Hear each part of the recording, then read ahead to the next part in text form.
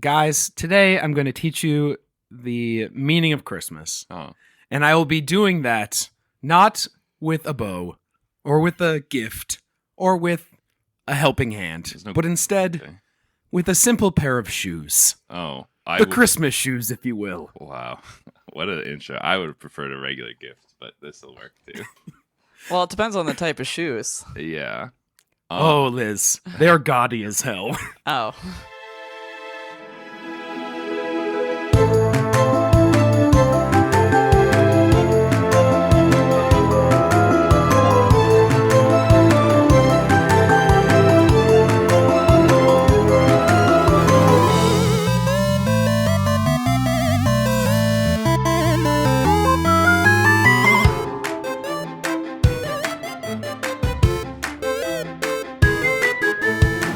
Ho, ho, ho. Ho, ho, ho. Shoes. Don't call me a hoe, please. There's three of us. Sorry, honey. He said one for each of us. Oh. I have no idea what this is. You were like, you gotta hear this crazy thing. And I was You gotta hear about the Christmas shoes. Okay. I'm honestly a little surprised that I've not CJ, heard of Christmas meme shoes. lord and general, has never heard of the Christmas shoes. I go to sleep in the winter, and I don't wake up until the Sonic 3 movie comes out, which I guess has happened, which is why I'm here today. Oh, shit. Oh, were you guys going to see Sonic? Oh, we're gonna eventually. Sometime. Nice. I forgot Fran's on here. All right. Welcome to the Lore You Know, a podcast where three friends and sometimes more talk about the fantastical and convoluted lore of the media you grew up with and love. And to bring you the mostly correct facts this week, today, is me, the CJ. And me, Lizzie. And also me, Eric. And Do I Eric- say my name? Yeah, now? you Yeah, can you say can your say, name. yeah. You're a Hi. part You're the of only other family. person. Ho ho ho, Eric. Ho ho ho. Oh, this time Ho, of, ho, this ho. time of year we're all family in God, in Christ. That's what we're about to learn, honestly. Is it? That's fantastic because you know what? I am so sick of the goddamn liberals taking the Christ out of Christmas.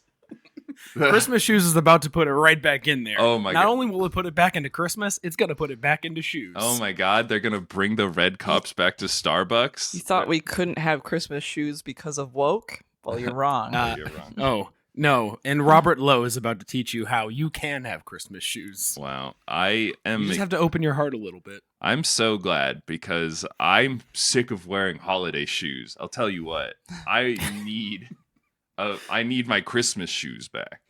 They want me to wear all these woke holiday shoes when Yeah. in reality, I just want to wear my Christmas shoes. Actually, though, Kwanzaa kicks, pretty good idea. I do want to thank you guys for letting me do a Christmas episode, which you promised me won't get any views, but I know that I'll view it. Yeah, Because you can- I simply love the Christmas shoes and all it brings What to does the world. Well, Eric, what does it bring to the world? Because let me Well, tell you, see- I'm feeling like a real Grinch over here. I'm feeling like Tim Allen at the beginning of the Santa Claus. Well, you're about to feel like Rob Lowe at the beginning of the Christmas shoes. A because- shitty father? Because that's Yes. Maybe one day, Yes. honey. Oh, okay. Yes. So, guys, the Christmas Shoes is originally a song from a Christian adult contemporary band. The name of the band is New Song.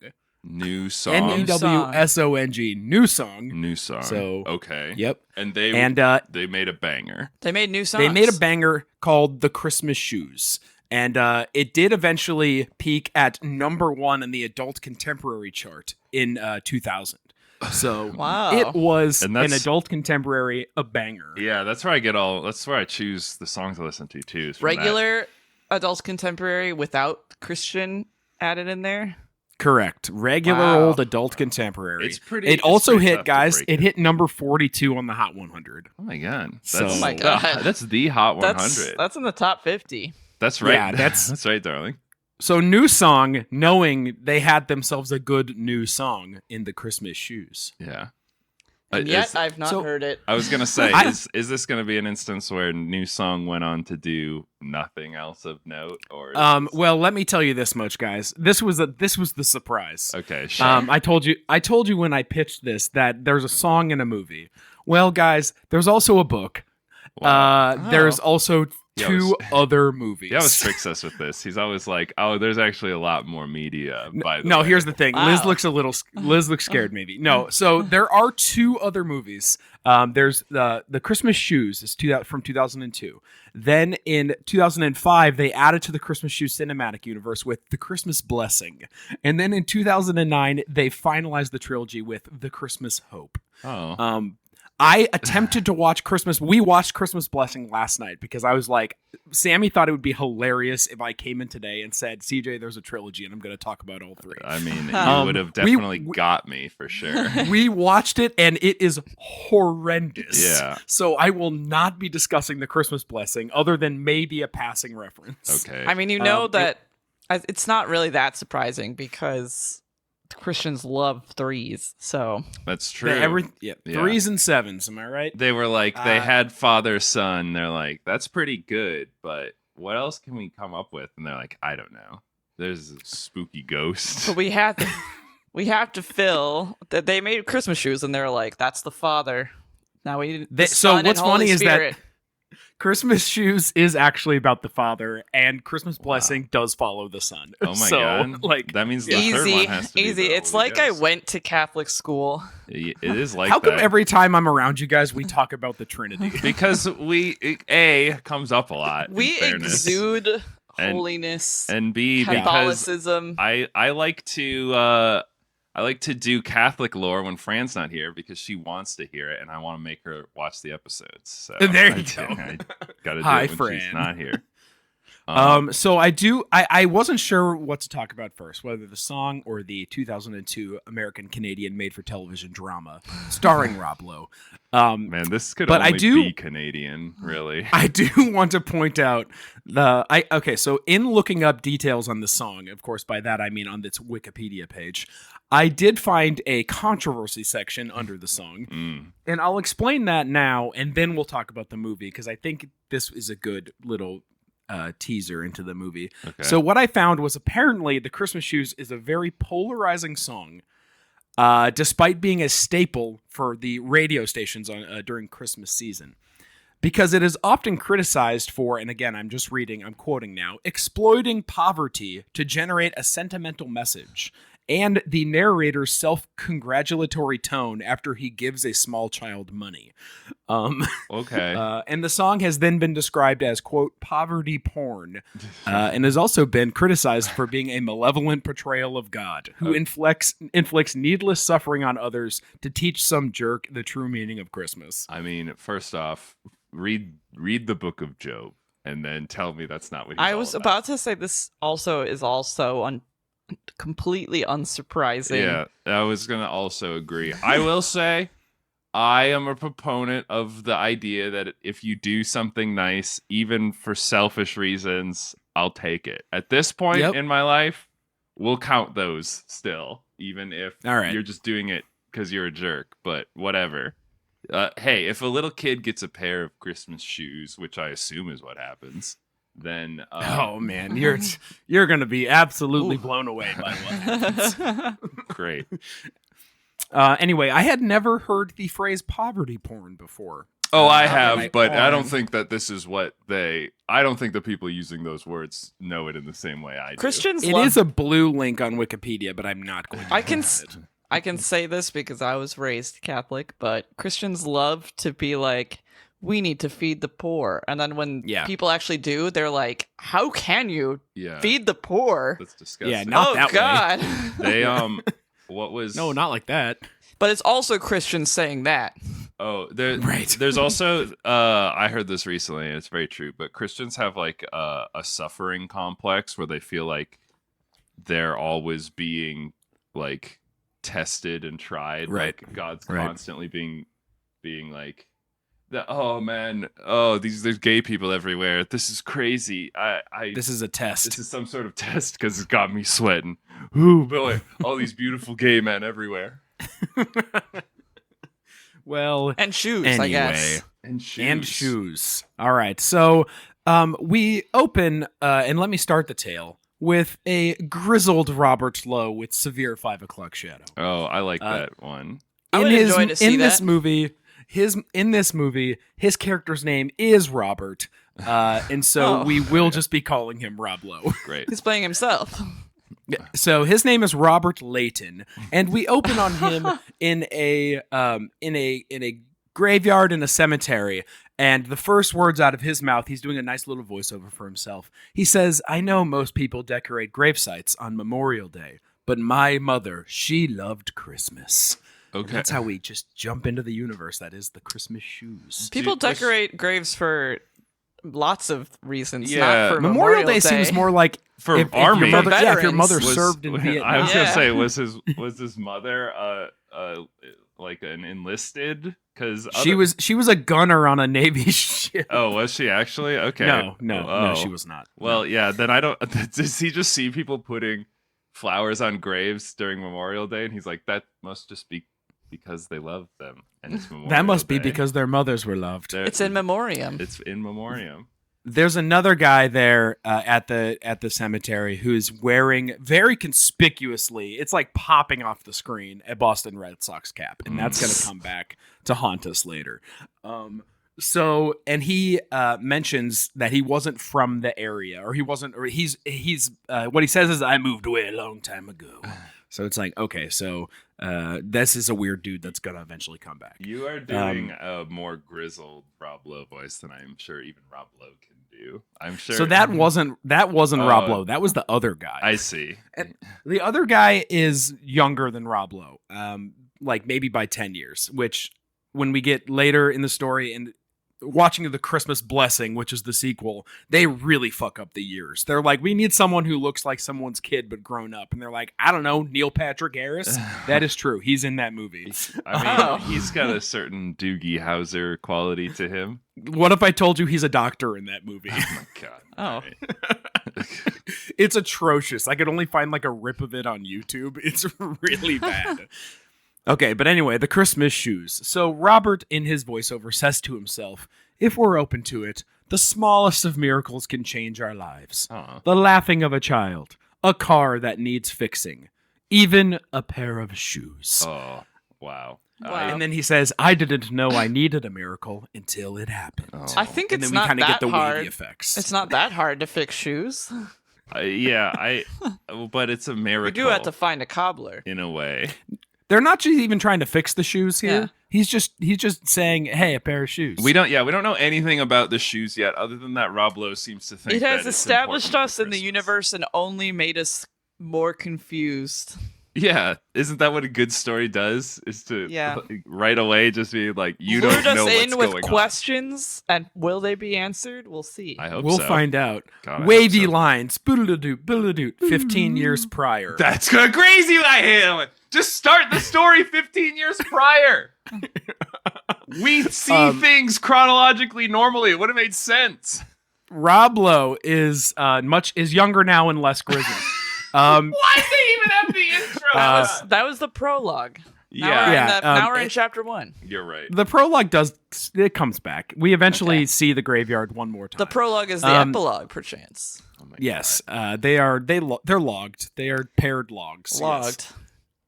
So Rob Lowe is a hardworking, business first, family second lawyer, and he has Now I'm going to start up front because I got very confused in the middle of this movie. There are two families. There's two sets of families, right? There's a dad and a mom and a preteen child on both sides. We have the Layton family, which is Rob Lowe and his preteen daughter and his wife, Kate. Okay. Then we have the Andrews family, which is Jack. He's the husband and dad. He works at he's an auto mechanic. Maggie, who is a volunteer teacher at school, and their son, Nathan. A volunteer teacher? Do they do that? Yeah. They just have randos come in. It's like, teach math to these kids. No, it was for the choir. She's like the choir Oh, teacher. okay. So it's Yeah, like an sure. They'll let elective. anybody off the streets to teach kids how to sing or whatever. It's an elective. So Yeah, nobody gives a shit Rob about Lowe those. is at home in the morning talking about how much he loves his kid. And his wife, Kate, has to remind him, hey, you're coming tonight, right? Make sure you bring flowers for your daughter, whose name is something. Lily, I think. Okay. Anyway, Not a good sign that it doesn't seem to matter, and we know we're gonna fast No, forward 15 years. There are way too many white people in this movie, so know. I just Me watching I kept pretty much getting any all movie. of them confused, except for Rob Lowe. Okay. So Rob Lowe is a lawyer, and he's working on some case involving farmers and irrigation. And it sounds boring, and he thinks it's boring, but he's like I said, business first. And he's like, I have to go to work for my family. You don't appreciate me, wife. I'm always at work. And the wife is like, hey, how about you shut up and just remember that your daughter has a concert tonight? Yeah. That sounds like CJ well, and I, minus the daughter at a concert. Yeah, I just pick up Peppermint the cat, and I'm just like, I do it for him. And she's like, you're always working. I'm like, he has a concert tonight. And it's just me holding his paws and putting them on the piano. I don't have I don't have time for this. I'm trying to make content for this family. So, Rob mentions to his wife that he wants her to start working again. And he's even set up an interview for her, or is trying to. And she's like, I like being home. I like being with our daughter. She likes me being here. I really don't want to go back. I like not working. Yeah. Yeah. So he's walking out to go to work. And he's like, I'll definitely be at the concert. Guys, I think you can imagine what's going to happen. Is he gonna miss the Listen, I've seen half of Jingle All the Way now. I think I know a thing or two about. Lizzie and I were just talking about this. Is like, depending on when movies were made, the like fault of the parent, like their greatest sin, is different. So in like the 80s and 90s, it was always like they're working too much. They're never around.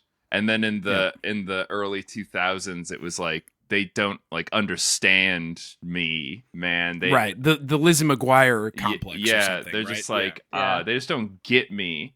And then now, of course, because our generation is really self-involved, all the parents are cringe. They're cringe, but they're also like so well-meaning. It's like their biggest sin is that they just care too much. It's like that is not Rob Lowe's sin. I was gonna say that is also not what the parents of today have a problem with, but that's probably what they think they have a problem with. So Rob Lowe walks out of his home to go to work, and being a lawyer, and he also mentions that he's like a junior associate and he's trying to like move up the corporate ladder. So just again, imagine like a middling guy who's like trying to make it. Like, I'm doing this for the family. So you got it, dude. I've seen all the other Christmas movies, just not this one. Yes. So I already get it. He's walking out and a delivery truck almost hits him and kind of swerves to miss him. And for some reason, the back door of that truck is just fully swinging open. It's just loose on its hinges. And a single package drops out, despite the entire truck being just ass open to the wind. One package drops out, and it's a small shoebox.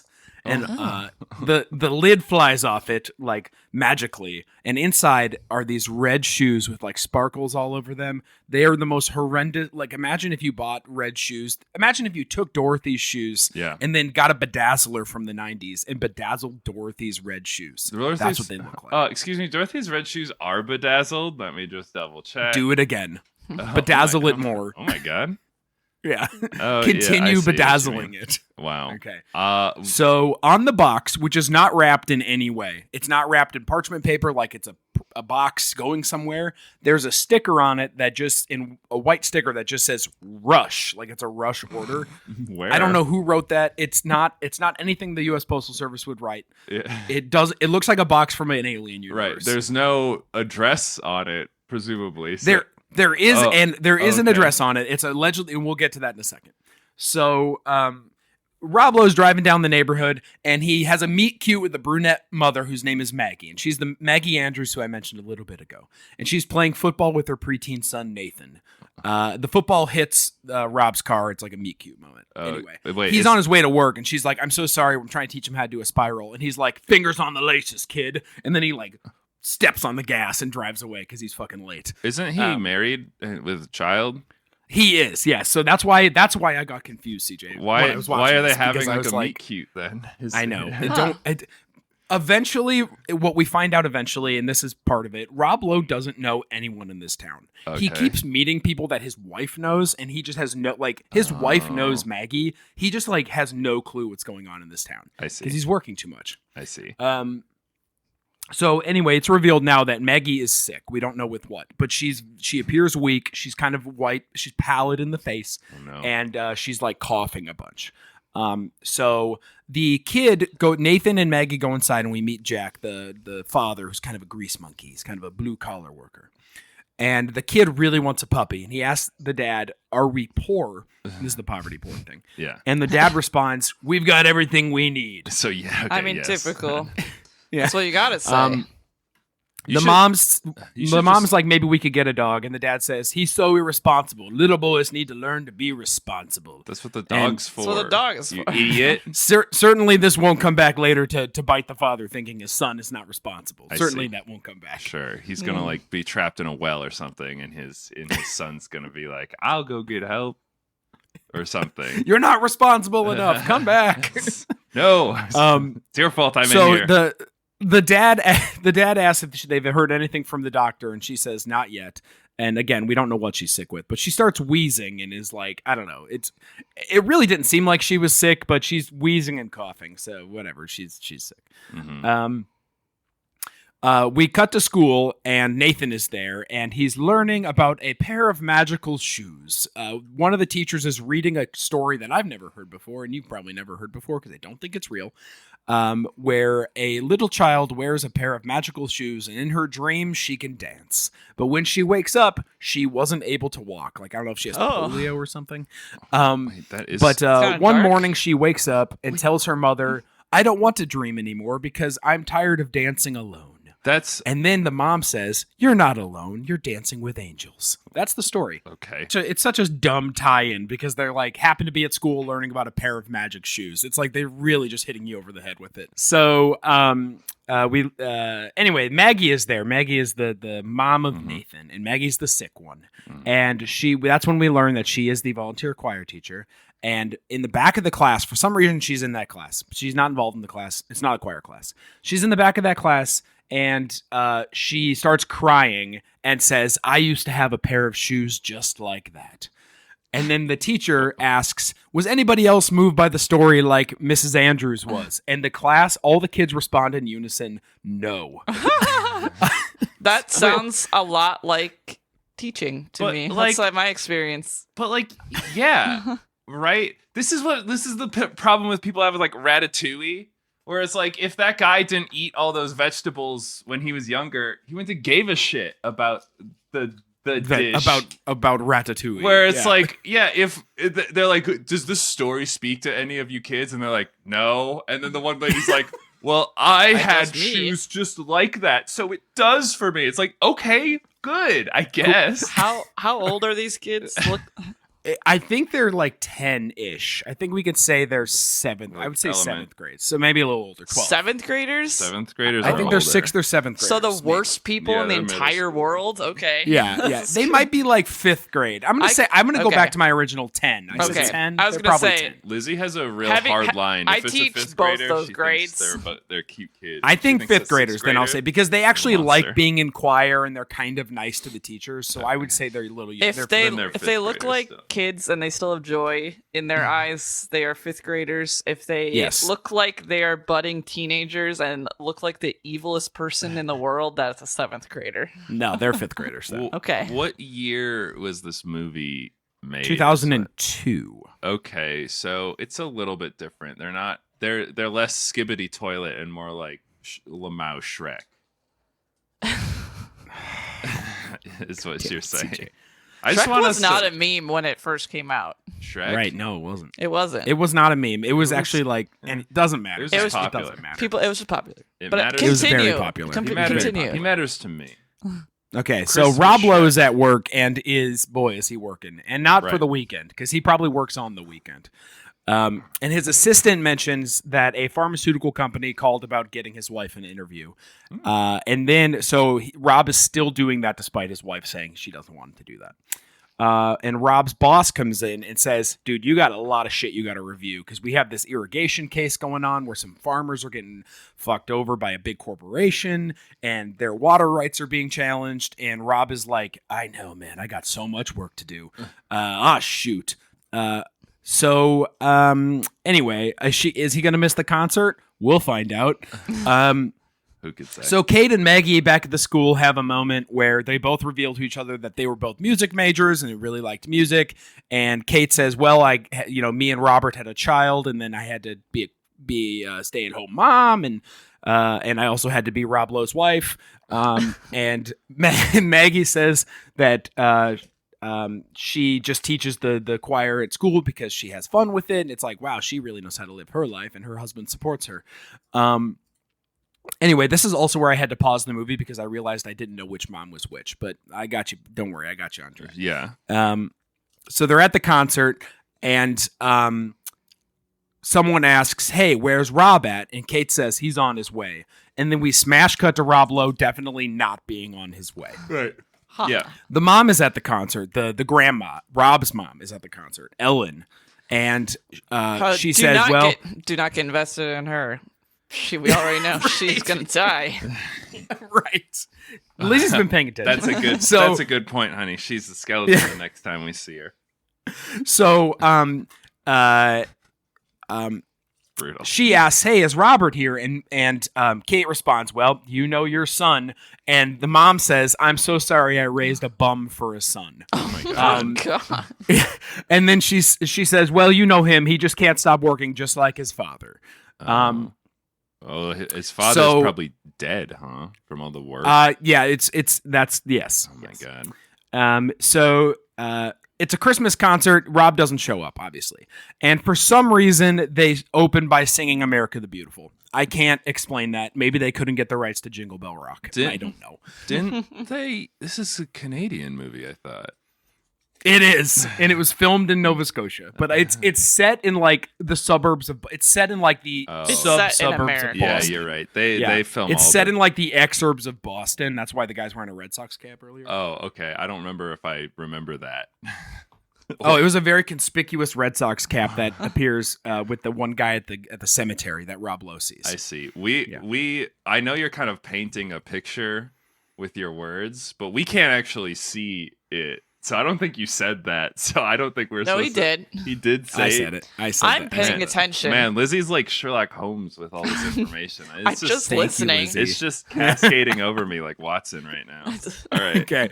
So so again, the daughter steps up and she has like a solo in the concert. Oh wow. It's not technically the Christmas concert because I think we're like a week away from Christmas right now, so we're not at Christmas. Well, that's usually when you do it, so it's fine. Right. We'll find out on this one. We do find out later that there is a Christmas Eve special that Maggie, the teacher, tells the kids, we got invited to sing at the city's Christmas Eve concert where they light the tree.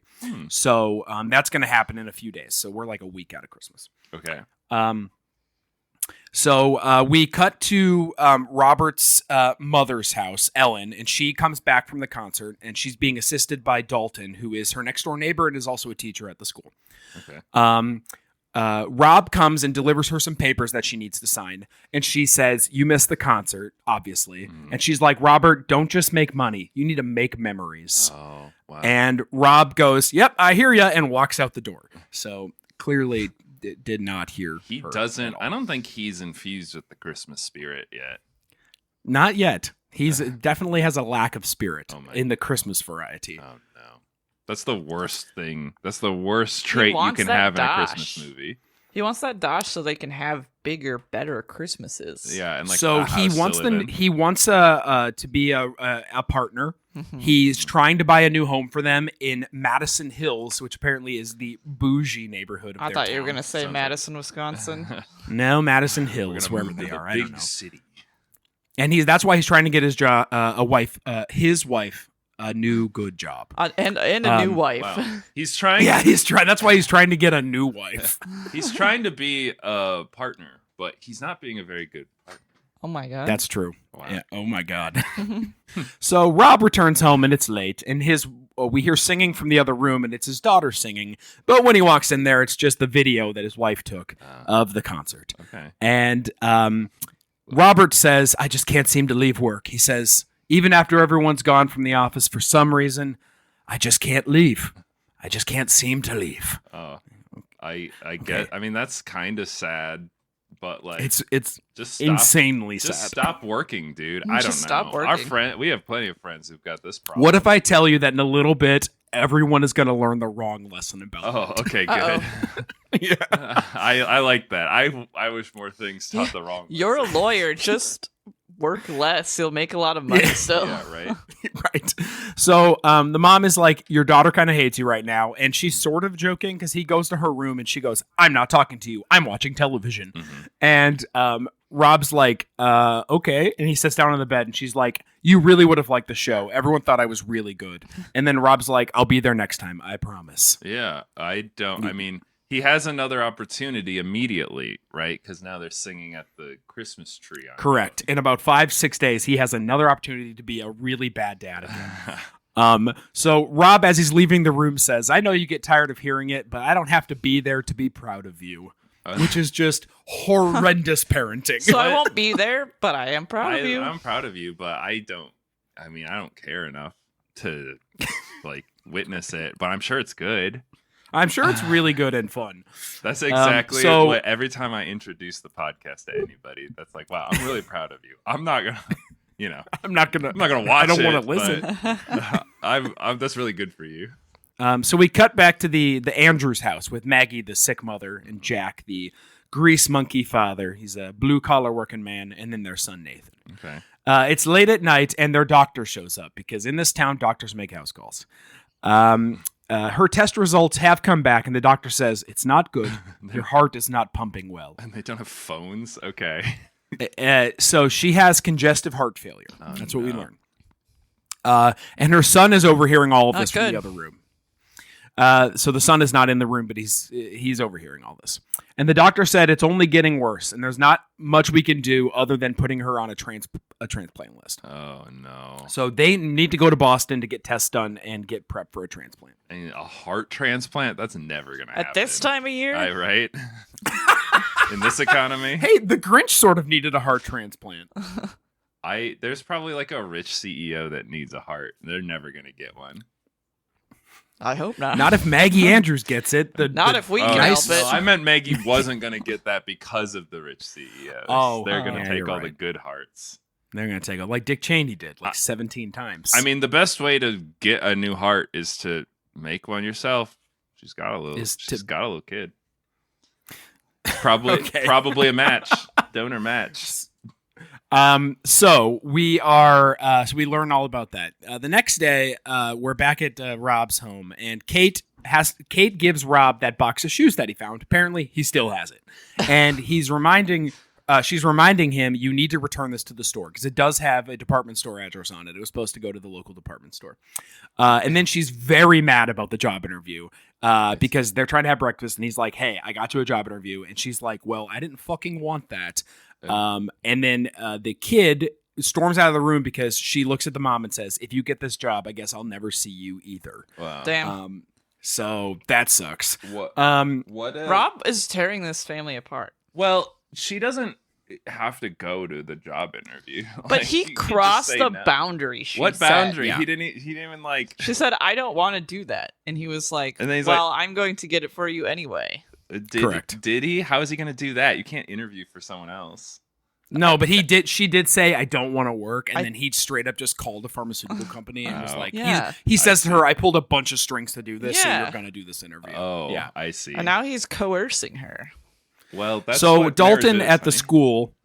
Dalton, the teacher at the school, agrees he'll watch Nathan if Maggie needs to go get a heart transplant, and the doctor, the hospital gives them a pager that will beep if a transplant becomes available. So a pager. It's 2002. I don't know. Is that how they do it? I guess I don't know. It's like you're on the waiting list at an Applebee's. Yeah, that's and they give you the little buzzer. It just goes, oh, thank Christ! Oh, it's buzzing. Quick, get to the hospital. We can have 2 for $1 dollaritas. We only have 15 minutes before they go on to the next guy. I mean, my dad had a pager. He was a doctor. Yeah, but he's a doctor. In 2000. Yeah, and I was like, but he's a doctor. And that was when they were like, you need to come in. Right. Yeah. This is for you have a heart. Come get it. There's a heart. Come get it. So Maggie is trying to teach her choir class, and she keeps closing her eyes and like sort of passing out. So Kate comes in because Lily, when she stormed out earlier, the daughter, forgot her book bag and her music sheet or whatever. So Kate comes in, brings it in, and she asks Kate, you need to take over this Christmas program. The kids are going to do the Christmas program, and I can't do it. You need to do it. And she goes, but I'm not capable. And then Maggie says to her, but you have the heart. Whoa. So this got really intense. This is me talking to my coworkers, my other teachers at school. Yeah, I'm not capable. I'm not capable. Find it in your heart. So Kate says she has to go to a job interview today, so she's not sure she can help. But she stays and agrees to help. And then Maggie, I think, leaves because she's sick. And the kids start singing, and Kate is having the best time because she's finally teaching music. And to be honest, the kids are all extremely flat. They cannot fucking carry it. It's you have to brighten the palette. You have to go up, say up. That's what up. Well, Bring it up. They're fifth graders, presumably, so they're not going to be that good. Yeah. So they're at home. Kate and Lily are putting up decorations. Rob comes home. The Christmas shoes are still there, by the way. He hasn't returned them yet. And Rob says, I know you missed the job interview. Oh, my God. I know it. What's going on? This is not happening. You did not blow off a job interview for some elementary school program. Oh, my God. And, Damn. Rob. And Kate says, well, Maggie got sick. I had to step in. Rob goes, I don't know who that is. And she's like, it's my dream to be a music teacher. I've always wanted to do this. And when she's like, Maggie got sick, Rob says, well, then give her an aspirin. It's not your problem. Wow. And that's when Kate says she's waiting for a heart transplant, something you might consider. Damn. Oh, wow. Shit. She's savage. The rest of this movie, she's so fucking savage. I was going to come up with that sweet zinger, but she already did. That's crazy. She should divorce him. I mean, they get into this whole bit. Patch. They get into this whole bit about like, again, I'm working hard for this family. No, you're not. You're never here. Kate says, I'm sorry that the family is such a burden to you. So lay into him, fucking haymaker, put him down. Rob goes, I'm just saying you don't even know what my dreams are. And Kate's like, maybe that's the problem for both of us. Oh my God. It's like, bitch, Rob, what are your dreams? He wants to work more. Be a fucking shitty lawyer? Come on. Yeah, and maybe that's all he knows how to do, Maybe all he knows how to do is work. All he knows is law. His father was obviously absent for his life. His mother said as much. And then CJ's learning the lesson that they're all going to learn later, which is the wrong lesson. No, it's that we should be kinder to men who mess up all the time, and lawyers. It's not their fault. They probably had a bad dad. So at the Andrews home, Maggie, the sick mother, Maggie, she's sleeping. And the son, Nathan, comes and leans in and puts his head on her chest. And she wakes up and says, oh, what are you doing? And he says, your heart. I just wanted to make sure it was still beating. Oh, my God. That's scary. That's sad. Yeah. Yeah, this movie is actually very sad. She doesn't have... she's not long for this world, I think. So Rob finally gets to the department store with the shoes he was supposed to return like 3 days ago. Right. And the owner of the department store says he has no memory, not even no memory. He knows straight up he did not order those shoes. Whoa. It has his address on the top. He does not remember ordering them. Those shoes were not for me. But he's like, you know what? I'll take them. I'll try and sell them. Yeah. Right. You're in a shoe store. That's crazy to be like, whoa, well, those are addressed to me, but I didn't order them. Get them the fuck out of here. Yeah. It's like someone could have been giving them to you, or like you own a shoe store. Maybe there is your boss. It's a department store. There's lots of shit in there. Yeah. Well, that's the other reason. Like, why would you be like, oh, this couldn't be mine? I know this. I know everything that this department store orders, and that's not it. CJ, he took one look at the shoes, and another human was handing them, and he had to think on his feet. I guess. And he had to be like, I did not order those hellacious shoes. Yeah. Those shoes are disgusting. And that's fair. I can't. So Rob's car then won't start, and the store owner says he knows a good tow truck driver, a good mechanic. Okay. Guess what? It's the dad of the dying mom. Oh, my God. Another connection. Yes. And again, Rob does not recognize him or even put together that this could possibly be a dude in his life in any other way. So That's the dumbest part there is that Rob tells him, make sure you put a cover on my car at night.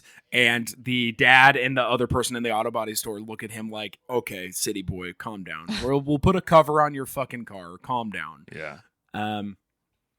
And that's when the dad gets a page that the heart transplant is available. Whoa. So his little pager goes off. Wow, that was fast. Yeah, that was fast. It is like they were waiting for a table at the Olive Garden. It was like the next day, yeah. So at school, Nathan asks Dalton, the teacher. He asks, because now Dalton is like, you're going to come over and live with me for a couple days because your parents are going to Boston.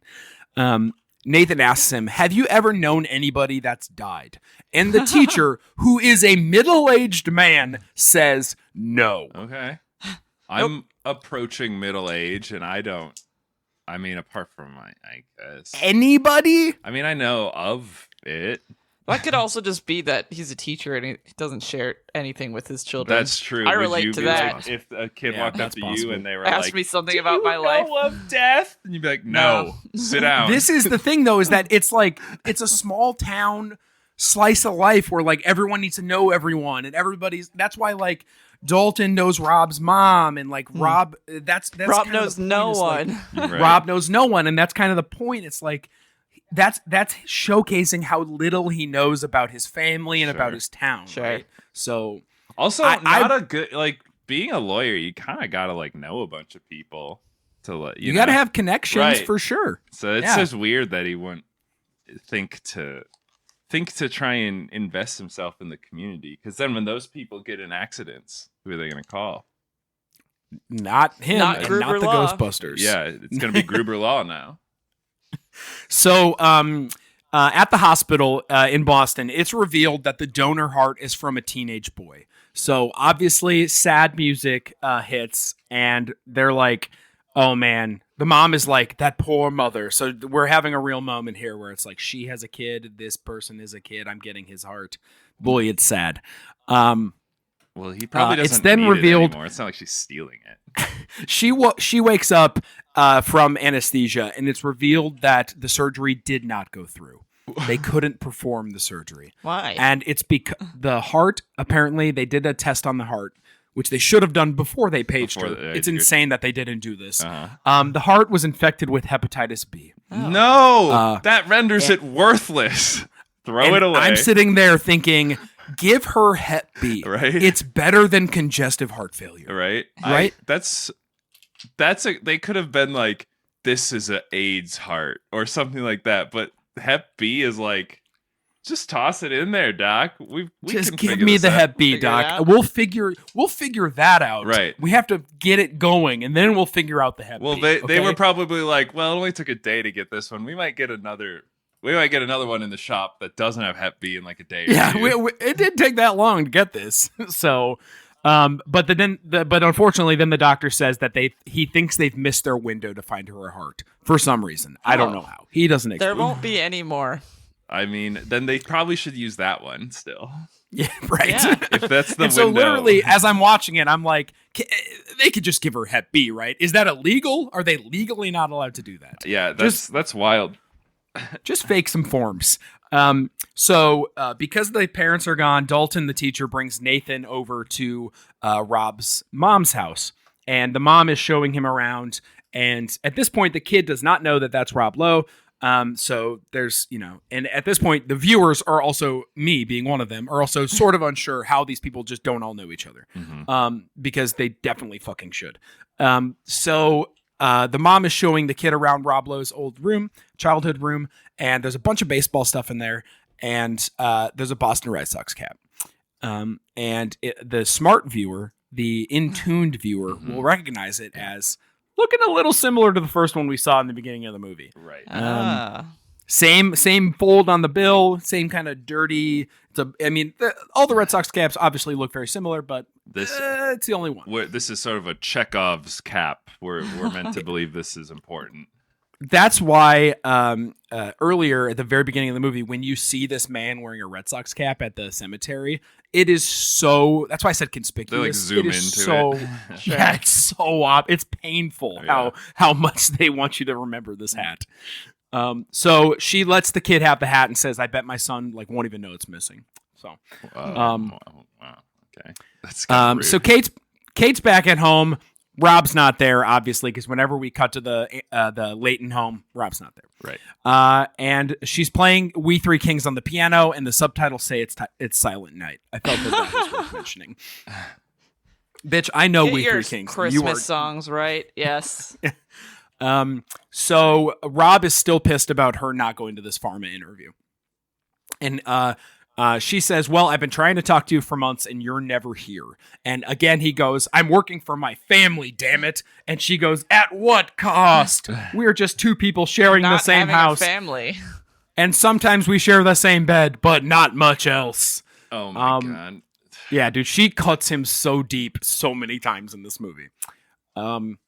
So he says, "I'm still going to make an offer on this Madison Hills home. I want to move into this nice home." And then she goes, "Then you'll make that offer alone." Whoa. Oh my god. She's just kicking him out now. Damn. At that point.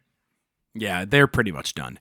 So because Kate is taking over the Christmas program from Maggie, who's dying at home now, she goes over there and she's like breathing on an oxygen tank and she's laying on her couch.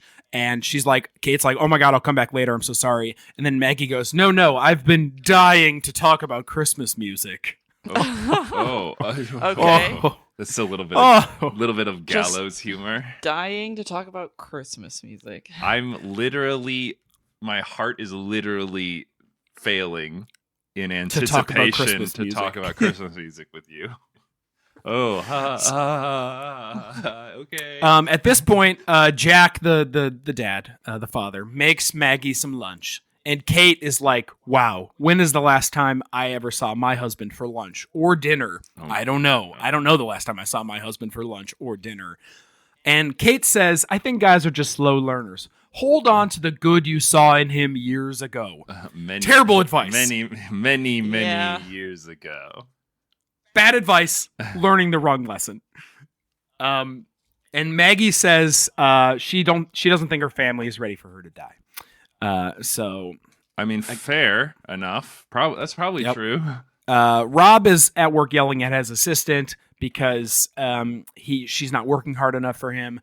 Everyone sees him doing this. He's yelling at her in full view of the entire office. The front desk gives him a package from his mom. Earlier, we see the mom writing him a letter and putting it in a box, but now it's clear that she sent him a package. They live in the same town. Don't know why she couldn't just give him the letter. Because he's never around. It's fun to get things in the mail. And that's both true things. The real estate company, his realtor calls and says the house that you wanted, someone came in higher, and they're going to go with that offer. Well, yeah, that's how it works. And he's like, "Well, I told you to call me." And she goes, "I'm sorry, but I couldn't reach you. I tried." And it's like, damn, no one can get this guy on the phone. Right? I guess he doesn't seem to have a cell phone, or like they had pagers before. He abandoned his family to get to work his job and get a new house, and then he also didn't get the new house. Oh, wow. So I just feel like he's not good at what he does. This is just like so the gift of the Magi. Fail loser right now. He's a fucking loser this whole movie. He was a loser before, though, when he wasn't a good father. Now that he lost the house, I mean, that he has nothing. Change anything. Yeah. All right, so the wives are in the living room, and they're still in there breaking the Bechdel test, and they're both talking about their husbands. And Maggie mentions that she used to have a pair of dancing shoes, and every time I put them on, I felt so special. Jack hated to dance, but he did it for me. Oh. And then she goes, "And he's not so bad with a wrench either." Which is definitely a penis joke. Dick? Okay. Yeah. He really knows how to screw me.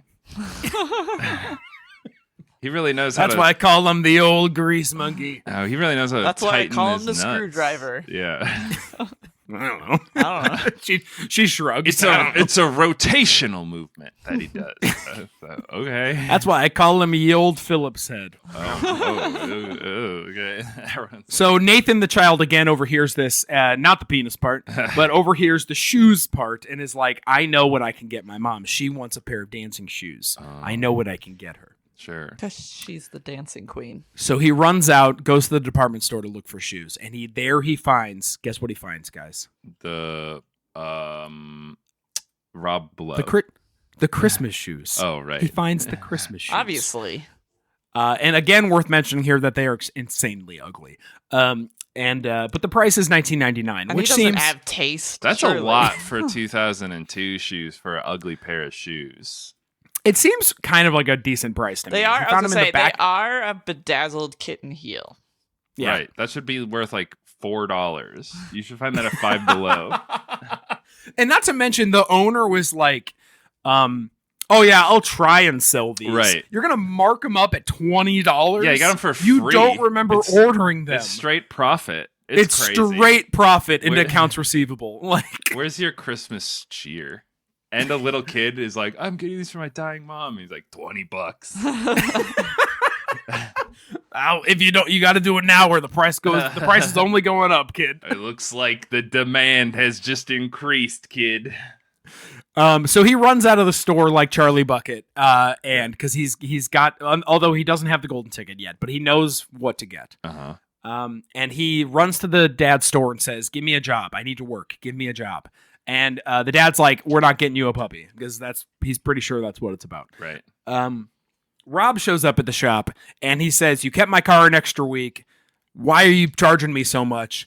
And Jack says, "Well, the part was expensive." And Rob says, "With prices like that, it's no wonder you're dying." Okay. What? Whoa. He Wow. he then throws a. I don't know what he meant. I was just gonna say, he's implying that, like, no wonder you're not gonna get business because you're charging too much. Yes, and that's your why, business is that's why dying. you're poor and you're dying. Yeah, right. That sucks. That That's mean. that's a horrible thing to say. Yeah, He's I know. a bad person, guys. I agree. I think he should lose his family. I think so too. I think he should become a divorced dad and then like live in misery, and that's like the end of the. It's kind of like It's a Wonderful Life, but it's the opposite. But he doesn't learn the right doesn't lesson. learn He a like lesson. realizes how shit he is, and then he's punished for it, and then and then we as the audience are like, yay, Yeah. So as he's leaving the shop, Rob crushes like a Coke can and throws it in the garbage can. And the dad picks it out of the garbage can, literally garbage picking. So again, if we're talking about poverty porn, but he picks it out and says, "Hey, that's worth a nickel." And then the kid is like, "Oh, that's a great idea. I'll just start collecting cans, and then I can get a $20 for my mom's kid, you awesome have to Christmas shoes." collect. That's 20 times 20. He just needs to like 100 cans. make lemonade and sell it on a corner and be like, "I'm raising money for my mom's heart," and people would be like, "Oh shit, I will buy okay. lemonade." Yes. Why Why does Fuck the lemonade. Here's $20. Yeah, Right. right. Why I was gonna does say he that not- would work. Why does he not simply start a GoFundMe and ask the internet for That people? too.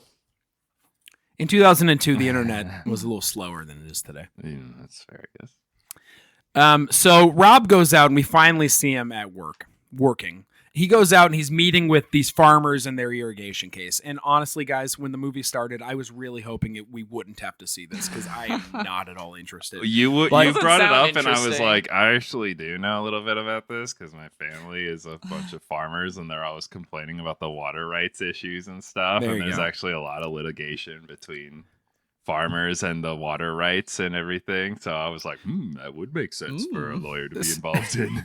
So Rob, and I think what we're supposed to learn as the audience is that he's helping the common man. Oh. And they're being targeted by a big corporation. Classic. And he says, "I don't know if we can win this, but we can certainly fight."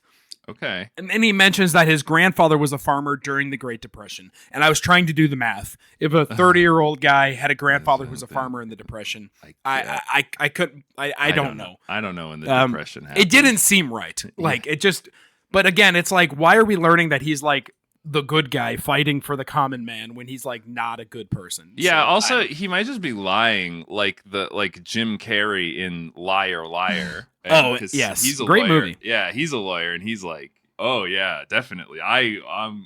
You and me, we're basically the same. I'm like 1/4 Cherokee, so I get it. I get Or it. they're trying to show that he is still good in Right. certain ways. But he can't Right. just be a asshole to everyone who's close to him, and then he does a good job I at know, work, and then honey, we're like, but maybe oh, it's okay. going to be part of the lesson. I don't know. Ugh, I will guess. continue to warn you guys that the wrong lessons are Okay. learned throughout this movie. Right. Okay. So the mom back at the Andrews home, Maggie, the mom, is now in a hospital bed, and she's sleeping, and the kid is stringing up Christmas lights around her hospital bed. And the dad is like, she doesn't need lights, she needs sleep. But then the kid leaves, and the dad's like, I didn't do so well with that, did I? If you leave, I'll be a sad father. And then Maggie says she needs to have the talk with Nathan tonight. I need to have and not like this, the birds and not the sex The talk. opposite. No, the mom's gonna die talk. Right. That one. Yeah.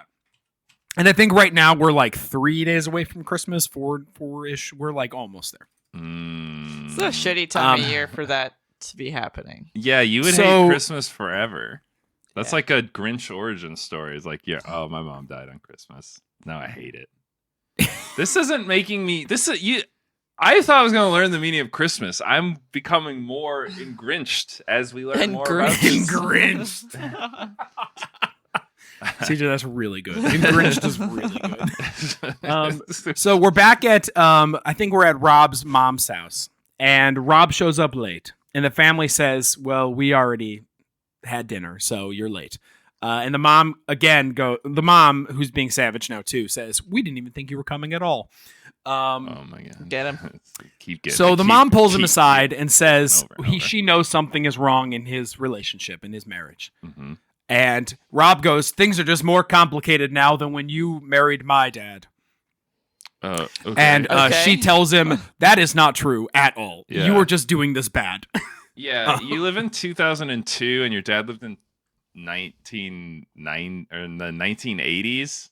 Yeah. Yeah, it's the same. Yeah, it's like the work culture was like worse in the 80s, technically. So the mom says, you just have to remember the ordinary things, simple everyday things, right? And your father, he worked so hard and missed out on all of these things, your baseball practice, etc. Yeah. So again, he's not learning the correct lesson. I'm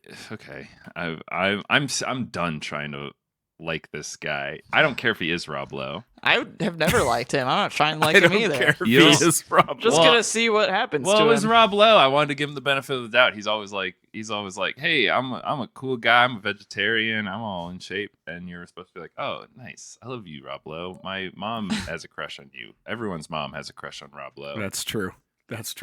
Your mom, Lizzie, she would be like, oh, I don't think she would know who he is, honestly. I think she would. West Wing. All the moms know him from being the hot She did not watch that. And he is pretty really sure she young did not in watch West that. Wing. He's super young in West Wing and very hot. There's also the guy from Psych who's really young, who's the intern. My mom. So this is a podcast about West Wing. We're gonna call it. This is a podcast about the Western Wing.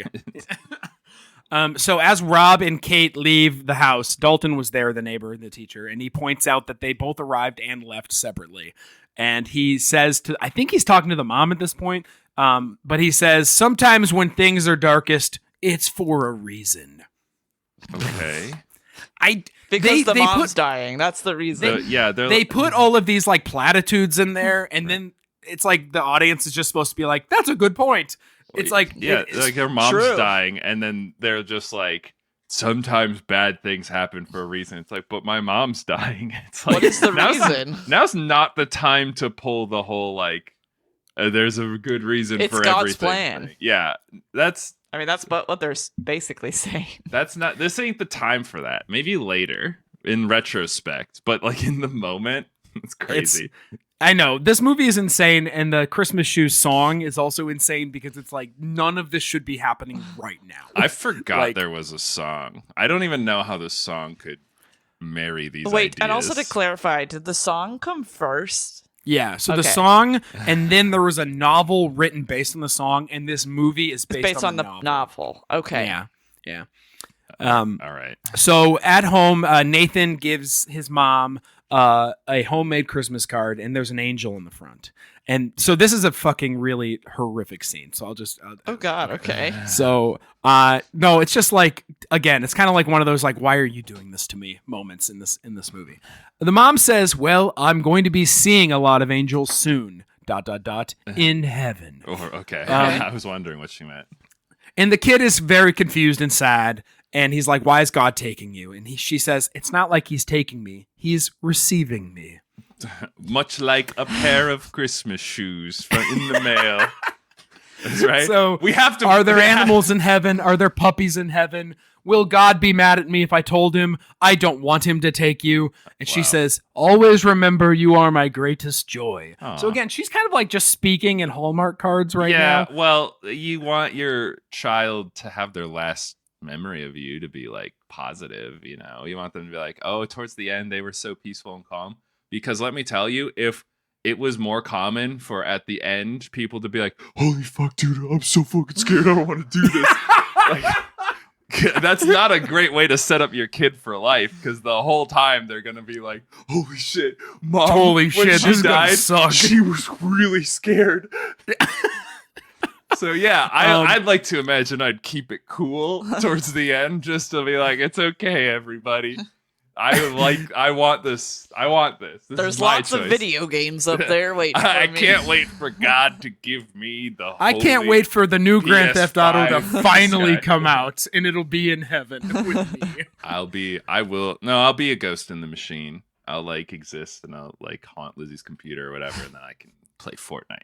Great. So they're having a moment, and she says, she puts her hand on his chest and says, I'll always be right here. And it's kind of like, I don't know, what you have might be like congenital. So that's true. Maybe this will happen to him in like 10 years. Yeah, right. It's kind of like, here you go. This is what's wrong with me. So maybe it'll be wrong with you too. It definitely is a thing to watch out for. He should keep an eye on that. And then he says, every time I feel my heartbeat, I'm going to think of you. So it's like, ooh, come on, kid. Yeah. So this movie, Sammy was like, did you cry during this movie? Because I was telling her about it, and I was like, eventually I didn't cry, but I was like, this movie's sad. It's like sad. I had to stop making fun of it for a second. Yeah. No, it's Right. like, I get it. It's like so sappy and saccharine to the point of like, it's not doing what it's trying to do very well, so you're not like super impacted by it, but it's just like so sad. It's a Hallmark movie. Yeah, like your neurons are like, you have to be sad at this, otherwise you're like a sociopath. So let me ask you a question now that we're getting into like Act 3 of this movie, to the point where we're almost, Do you guys feel like there's been a plot so far? I really don't. I actually, if you asked me what this movie is about, I would not even know what to say. I would say it's about Rob Lowe being an asshole to his family, and also there's another family that's the mom is dying. There's really the only clock in the movie is the mom's life. Mm-hmm. So that is driving the story forward on a timeline. But we know, and now we've got know she's the dead. We saw at the beginning. So there's not like we're not like, oh, what's gonna happen? The conflict we we saw the Rob Lowe's mom, the gravesite for her. But we don't know Maggie. I see, the choir teacher. But all we know is that the doctor said it's too late. We can't get you another heart, and she's like, just give me Happy. I'm gonna say I don't know how this movie ends, but as we're approaching it, I assume if they make this woman like live after all of this, it's really gonna undercut a lot of the like serene peacefulness that she exuded. Hold on, I'm gonna call it. Lizzie's is that okay? Shot. Can I call? Yeah, call it. Call a shot, please. Yeah. Rob Lowe's mom is going to suddenly die, and her heart is going to be the saving heart for Maggie. Yeah. I see. He's smiling. I agree. Yeah, I agree with Lizzie. That's a really good get, honey. Wow. So very impressive. Take us there, Erik. It's like you went to film school. It's like I went to film school. All right, hold on. The next day. Okay. What is he doing? He's getting coffee. Fuck. Palace, honey, I can't possibly tell you if you're right.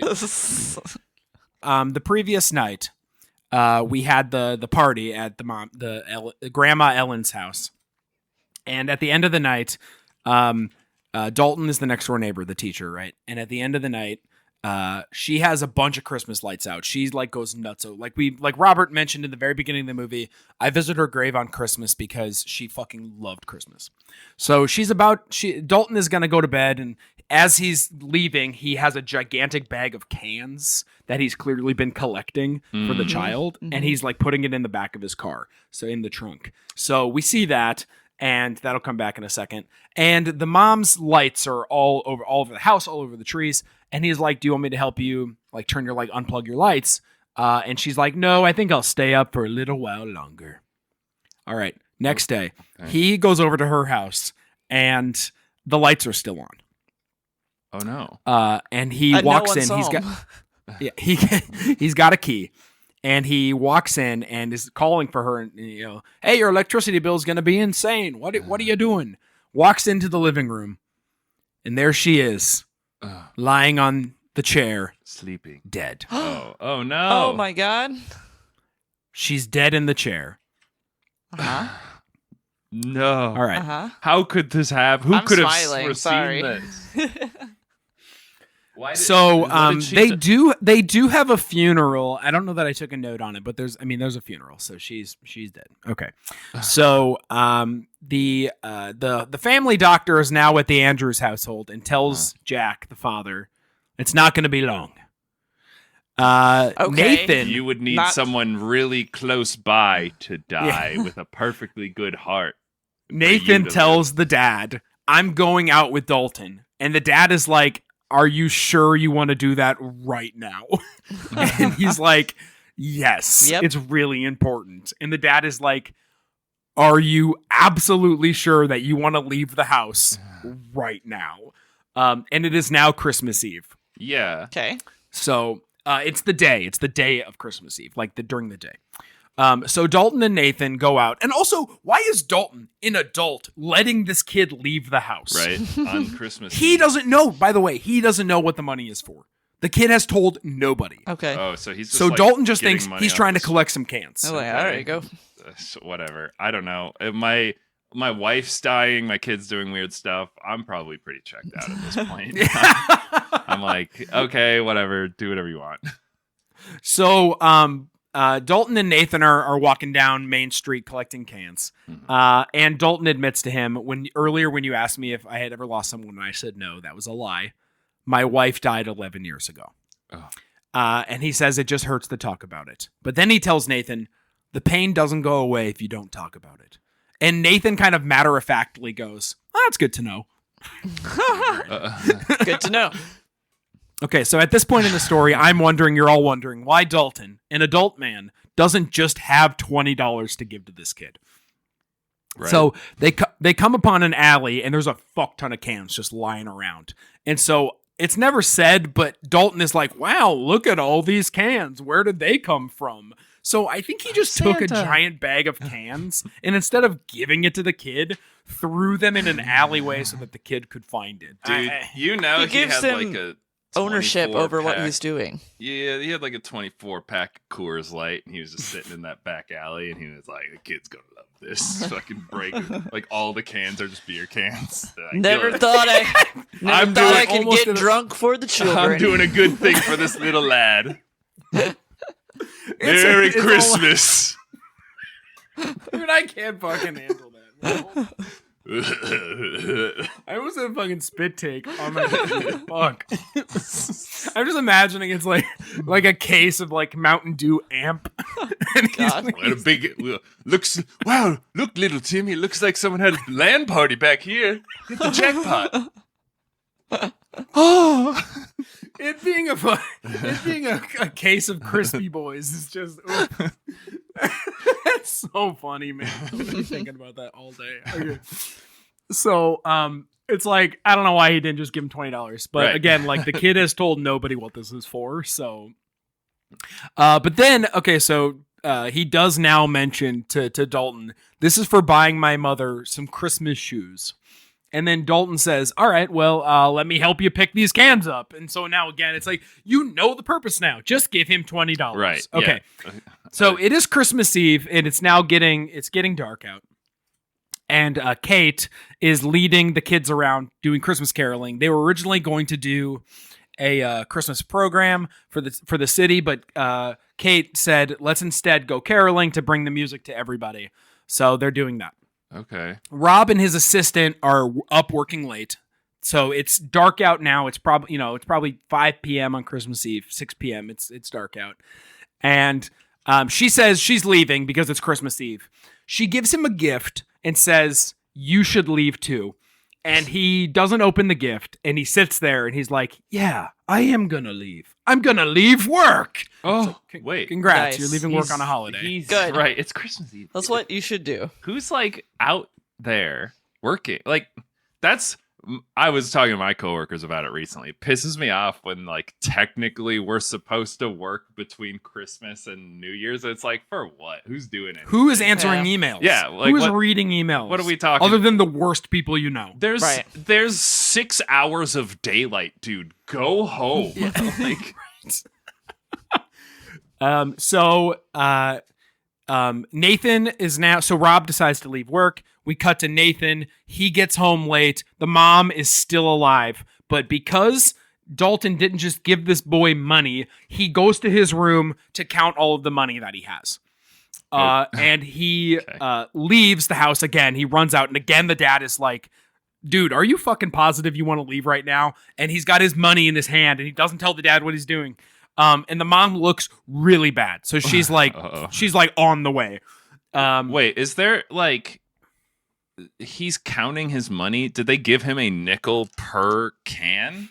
Like, he's got like some dollars in there, but yeah, he's got a bunch of change. It's okay. So he went to give them a bunch of cans, and instead of just giving them like a $20 bill or whatever, they're like, here's like a bunch of random change that we have. Here's a nickel for each can. I will not put make it in a big money sack for him, and he just goes home and counts them like Scrooge McDuck. I was gonna say Scrooge McDuck. So the kid is running around. Oh yeah, before we leave the house, Maggie asks the dad if they could dance one more time together. Okay, so that's nice. He picks her up and they dance to no music. The movie has music, but it's that they're not playing. You know, right? It's like, it's playing sad. to us. Yeah. So the kid is running around outside. He gets to the department store and it's locked. The door is locked. No! God, he pounds on the door. Open Rob your Lowe doors. happens to be walking by because Rob Lowe is He had a change of heart. trying to go to the department store to get a present for his daughter, who he is thus far in this He movie waited totally till neglected. Christmas Eve. Okay, hold on. He's like, I'm working for you guys. I'm making all this money for you. And then he didn't even like use the money to buy any presents or anything. Like, look at you're so full of copium, dude. You're clearly not doing like what? How are you helping your family at all? You didn't get the house. You didn't get a present. You're just like, I'm doing this for us. I'm then hoarding our wealth like a dragon so that one day when I die, you can Like inherit. Scrooge McDuck, dude. He's got like a pool that he swims in. At least you know what? At least Scrooge McDuck like hangs out with his nephews and stuff, though. Like that's the whole thing. So Rob is next to him, and they're both pounding on the glass. And then a store worker dressed as an elf, shows up and says, "Oh, sorry. Sometimes the door locks on its own." Like they weren't closed. It was just like horrible. What for does a that store. mean? Like the what? worst thing. They Sorry. also shouldn't be working on Christmas Eve. I agree, but they are dressed like an elf, so maybe they're doing. Yeah, like so they're doing a Santa Santa sit on Santa's lap thing inside the department store. So that's why there's a person dressed like an elf. But like I said, it's probably only dinner time, and as they walk in, it says the announcer says like 5 minutes. The store's closing in 5 minutes. Sure. So Nathan runs to the back near the close, looks for the Christmas shoes, and it's almost like Black Friday. There's just shit all over the floor. Like who's in there like scavenging like that? I was about to say there has to be a fake out. Like they're not here. They are not there. Oh my Liz, God! you're See, I knew it. Yeah, you're correct. Well, so the shoes he cannot find them. This movie needs more runtime, so. So Rob Lowe goes in and he asks an employee not dressed like an elf. He asks this employee, "Hey, I called a little bit ago about a doll and to hold it for me." And the guy says, "I did hold it until like 5, and then you didn't pick it up, so I had to sell it." Oh my! God. Because they're really in demand. That's crazy mean as well. Okay. So CJ, don't worry. A crazy mean employee is going to come back and really hit you in the face. So I think it might be the same guy. This movie is so like whenever there's any niceness, it's drowned out by a sea of bad tidings and like people just being bad people. I know. It's really depressing. It's like I just can't, we're clearly getting to the end of the movie. Can't we just have like happy, like everyone's like, oh, of course we'll help you. It's Christmas after all, sir. And he's like, oh my God, I get it now. The spirit is filling. I'm being filled to the brim by the spirit. Oh my God, the spirit's filling me right up. So, Rob is now walking around the store, and he's carrying around Monopoly, the board game. So it's like, that's great present.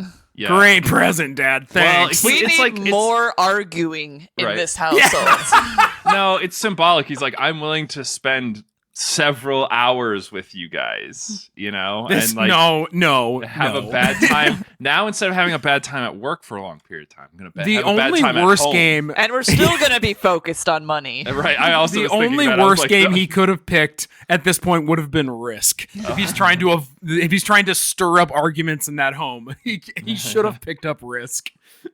I do love that. He wants a divorce really fast. He's like, oh, I'm going to spend time with my kids. I'm going to teach them that money's all that matters. Let's get them Monopoly, and then they can be like me now. So he also picks up a stuffed panda, and he sees the kid, again, who he should recognize by now. His wife became best friends with this kid's mom. Right.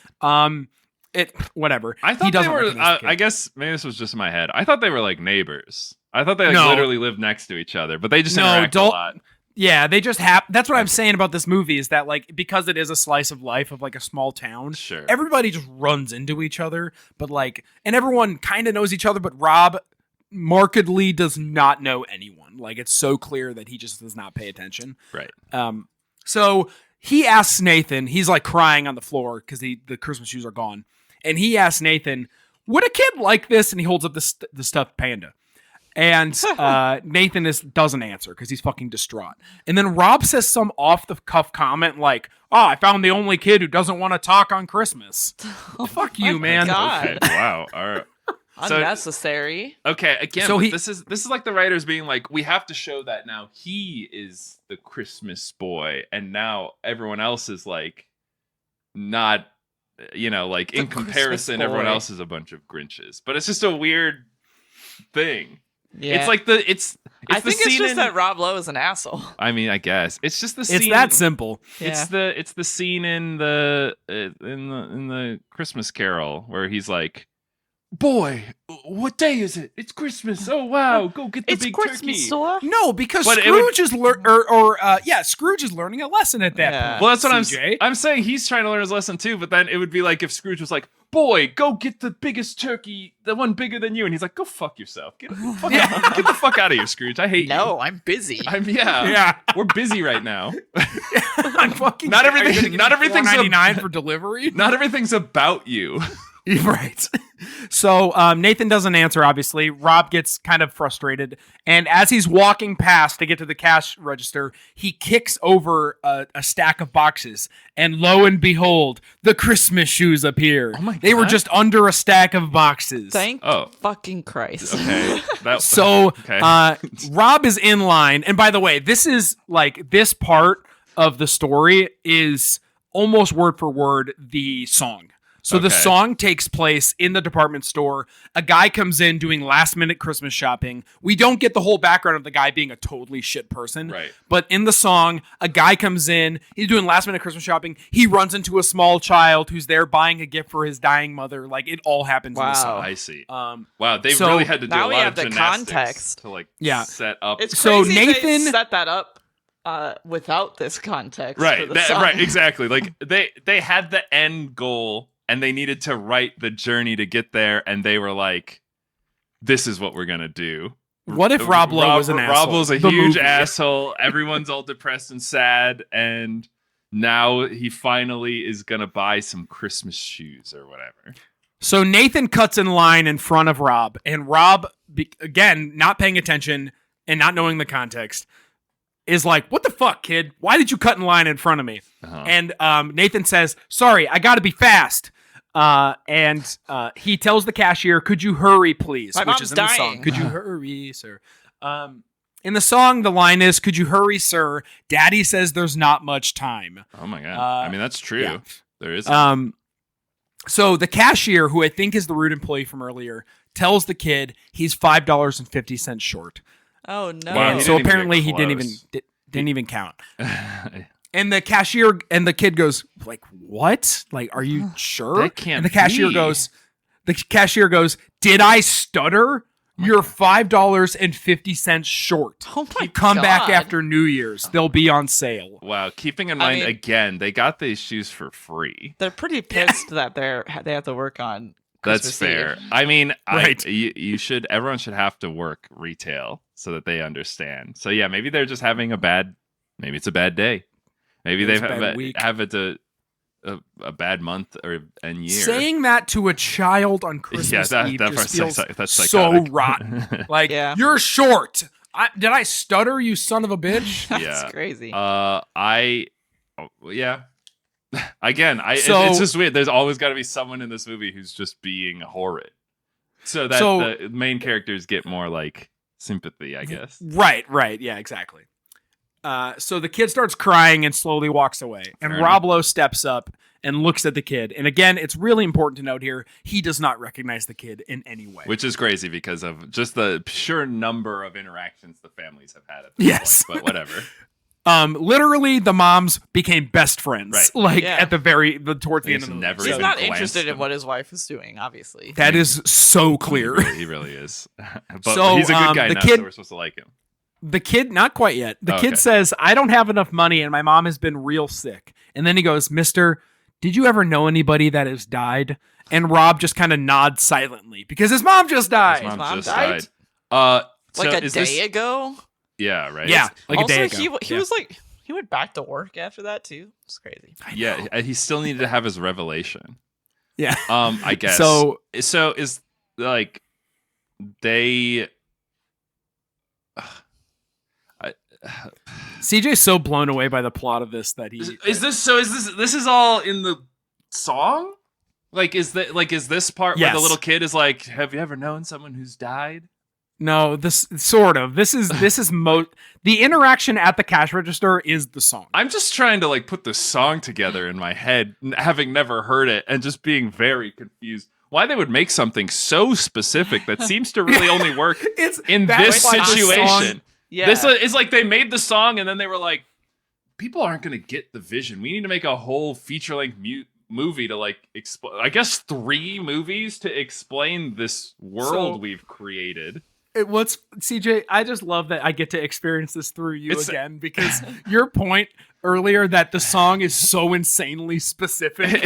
It's not is absolutely true, and that's why the song fucking rips. It's not- 'Cause it's such a specific. It doesn't apply to like. It's not like you can tease out like lessons. Like it's so specific. it's I need to buy a pair of shoes for my mom who liked to dance. it's not like it's not like Chumbawamba made a whole movie for their song. And that doesn't make any sense, but we just accept it because we're like, oh, it's a song. I get it, I guess. It's a song about partying. But You this get one, they knocked like down and you get released up it. again. They like released it, and they're like, people aren't getting it. They're not understanding. We got to make a movie with Rob Lowe about it.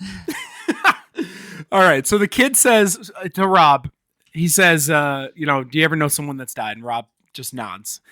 And the kid says, this is going to be my mom's last Christmas. I wanted to get her these shoes so she would look beautiful when she got to heaven. Wow, that's super. It's sad. also Aw. kind of important to note that in the song, they specifically mention Jesus. The kid in the song, it's, I want her to look beautiful when Mama meets Jesus. If Mama meets Jesus tonight, not when Mama If, meets yeah. Jesus. Might If not. Mama That's meets. a big if. Wow. So I want her to look beautiful if Mama meets Jesus. And then here he says when she goes to heaven, or they mention angels and they never mention Jesus. So I think they Christified this a little I bit. can't. They took the That's Christ out of typical. Christmas. That's what they're all talking about.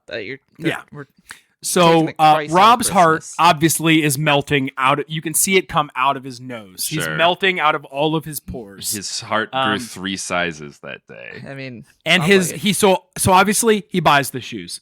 And Well, the shoebox it's still $20. says Rush on the top, just hitting us over the head with it, right? Like, yeah, we get it. There's not a lot of time. So Well, they the set kid that up. hurries That one's away. okay. It's snowing. The world is beautiful, even in tragedy. The cashier again is so rude, and he goes, "Sir, hello, you're in line," to Rob Lowe. Right. Okay. And then this part, I fucking laughed. Sammy was like, "Why are you laughing so much?" And I'm like, "Because I'm watching the Christmas shoes." The cashier goes, "Sir, are you ready? Are you ready to cash out?" And Rob looks at him straight faced and goes, "No, I don't think I am." It's like, okay, well, get out of line. Some sort of revelation that I don't understand. Right. I'm just trying to do my job. Right. I'm a cashier, so that's all I can help you with. So go away. But we mentioned like Gallo's humor earlier. It's like he's learning a lesson about like what if you died today, right? Wow. Like, are you ready to cash out? That's a crazy. That's not what the cashier meant. He was just working, and he was like, "Oh, do you have all the things you want? You're here at the cash register." And he was like, "No." It's like, oh, okay. So then. you don't want to buy Monopoly? It's in your hand. You want me to put it back for you because it's Christmas and I kind of want to go home. I noticed you got the Fortnite Monopoly. Can I also offer our many other Monopolies? Perhaps Lord of the Rings. How about or Horseopoly? A gift card for V-Bucks? I'd fuck up Horseopoly. You just gotta collect all the horses. He walks out, and again, his car won't start. So honestly, I think that the dad, Jack, the other dad, is running a racket because he charged Rob Lowe an insane amount of money. Also, what is he spending his money on? He has a car that doesn't work. He doesn't have a new house. He didn't buy any presents. I'm working for the family. To be fair, Jack is very distracted by his wife dying. That's true. He probably put a cheeseburger in the car. He didn't know what he was doing. He fucking put sugar in. He's like, this will teach this fucking asshole. That's also possible. Yeah. So the department store owner comes out again and taps on the window and says, "So your car won't start again, huh?" And Rob's like, "Yeah, I'm trying to go to the Christmas caroling thing." And the guy's like, "Well, I'm going too. Let's walk together." And then it's snowing, like I said. And the department store manager goes, "It's almost a miracle, isn't it? Snow on Christmas Eve." No, not really. No, that's pretty common. Maybe now in 2024 with the world warming. Yeah, you're right. In the future. New England, it's not a miracle to have snow. Like Boston or whatever. It's like, it's been snowing for like the last 2 months, dude. What are you talking about? It's almost a miracle. Almost. So as Nathan is running home with the Christmas shoes, they do play the song. So this is the first time in the movie where they play, finally, "Sir, I want to buy these shoes for my mama, please." This is not what I expected the song to be like. It's Christmas Eve and these shoes are just her size. Okay. Great.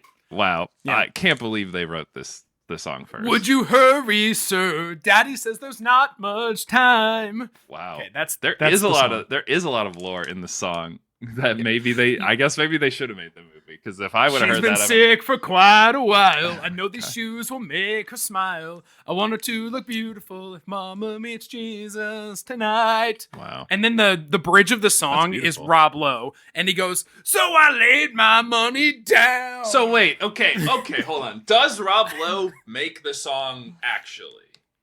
No, God, I wish. I was like, is this like a Rob Lowe cinematic universe? He's like making all these things, and he's like, well, I gotta explain to the people. They're not getting It's like when Will Smith did all the music for all of his movies for a short time. Yeah, that's what I thought. Maybe it was like the Wild Wild West, but about Christmas shoes. No, it's not. I wish. Damn it. So, Nathan, on the way home, he has to snake his way through a crowd of people, and conveniently, it's the carolers, and they are at his home at this moment. Right. They are singing, and it seems to be that they are singing the Christmas Shoes song, because the song is playing while their mouths are moving. That is so the movie makes it seem like that's coming know from this them. song. That's crazy. That's like which is a song specifically about this kid's dying mom. I've never heard. Right. Also, in the lore of the movie, the song probably doesn't exist, because otherwise everyone would be like, wow, this situation's crazy. It's just like that one Christmas song, Christmas Shoes. No, they're like acting it out like a vignette. So it's kind of a never-ending loop, like how in The Sopranos they reference Gilmore Girls, and how in Gilmore Girls they reference The Sopranos. You're right. So it's like just like that. It's like the Disney Channel cinematic universe in a way. So anyway, he gets through the crowd of carolers. He unboxes the shoes for his mom, who's in the hospital. They set up the hospital bed in the house, and he says to her, I bought you these to wear in heaven. He lied because he didn't. Rob He Lowe did bought not buy them. That CJ, I'm glad you picked up on that. it. Rob Lowe shows up. He's like, that little kid didn't buy those shoes. I bought those Christmas I fucking shoes. bought those. I work with my hard money to be able to afford Christmas shoes. And for if, another family. The first thing I've purchased in this whole movie, by the way. and and the mom is like, oh, thank you. Like, I know, like, because horrible. they're so ugly. hideous. Oh, thanks. No, but honey. instead she says, these are the most beautiful shoes I've ever seen. That is what. And I'm thinking, she's fucking hooked up to morphine. Oh right? yeah, she's on her way out. She's cruising. Her right heart now. can barely beat. Her blood's so thick. It's So, like Christmas pud in there. Ugh. So he puts the shoes on her feet, and guys, thank God they fit. Because if Yeah, they that were would've That been was awesome. kind of funny, actually. That would have been actually Woof a if better they didn't ending. fit. I've been like, well, I didn't know. I'm like 10. I didn't know your shoe size.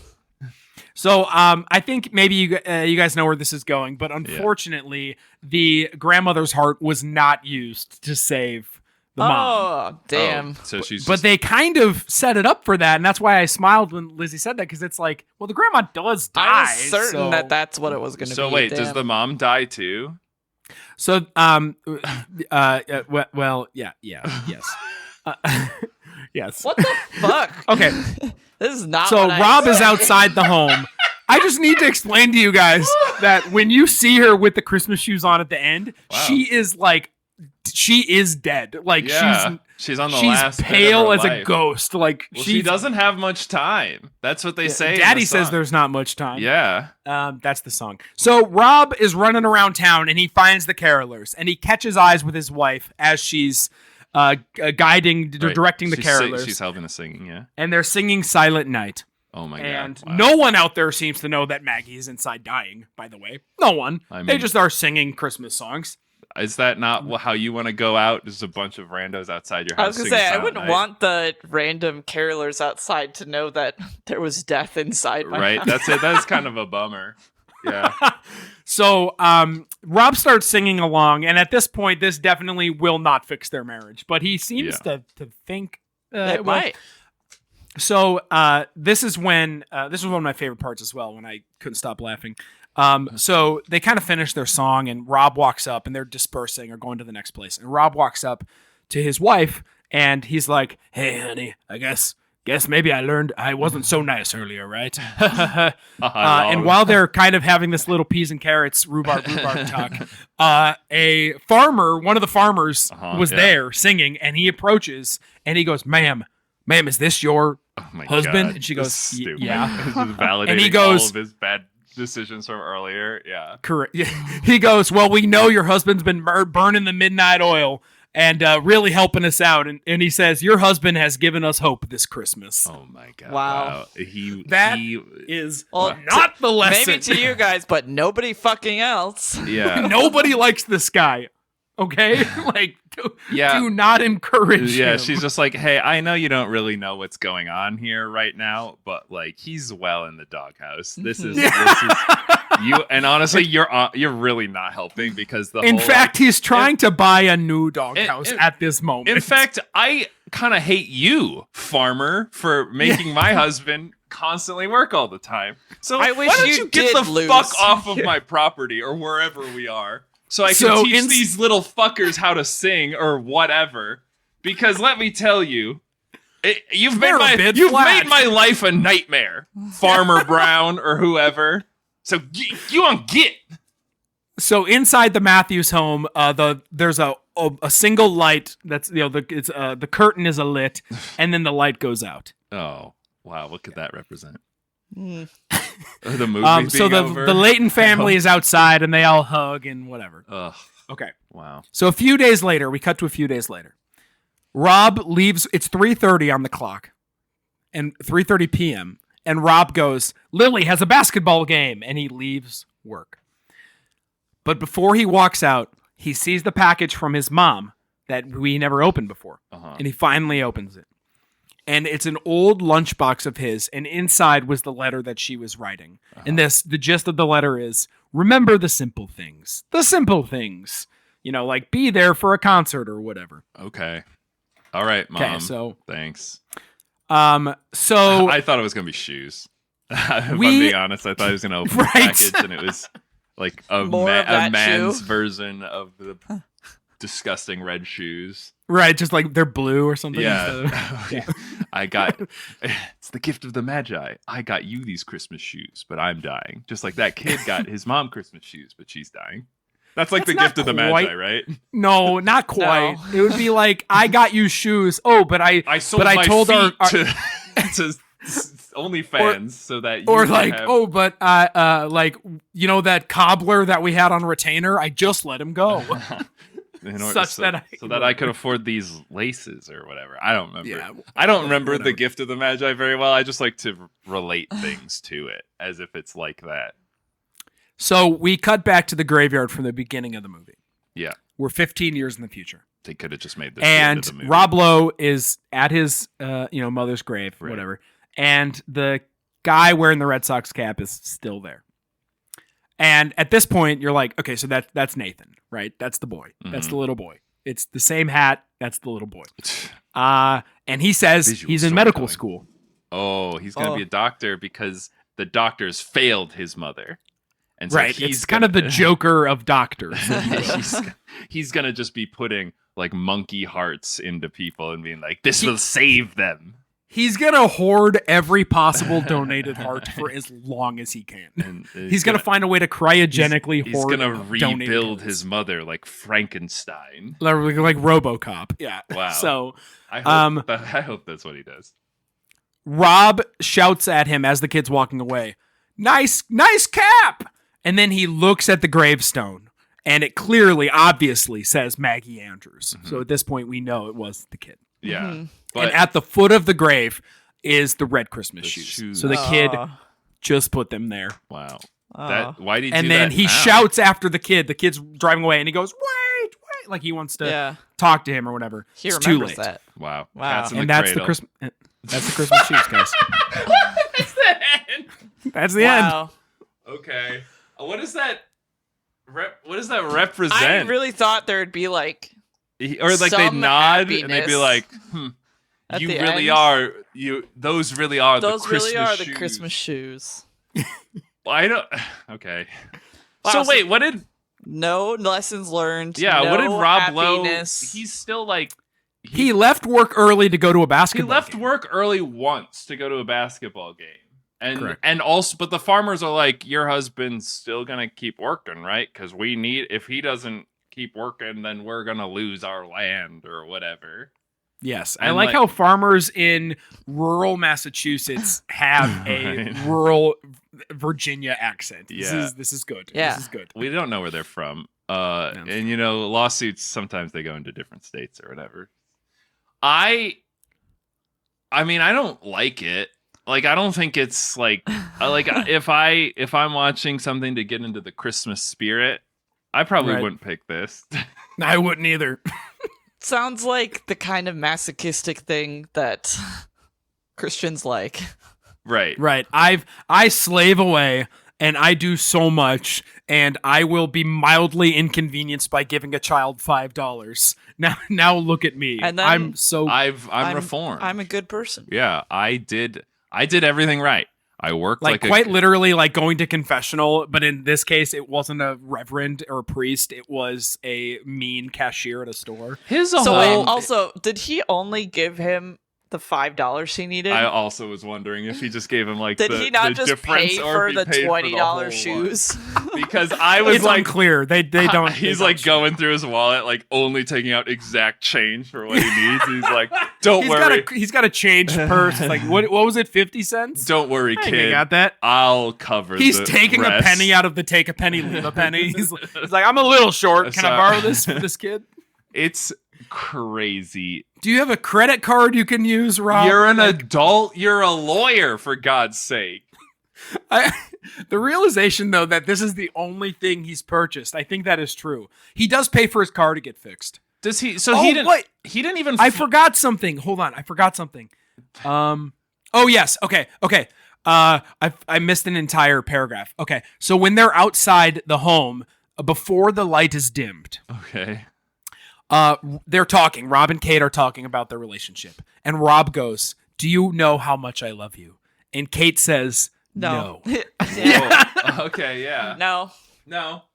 And then Rob says he does want her to teach. He doesn't care about getting a new house, which is convenient because he already didn't get the new house. Well, but like, so her whole thing is she's like a stay-at-home mom, and then he was like, "I got you an interview for a job," and she's like, "I can't work a job.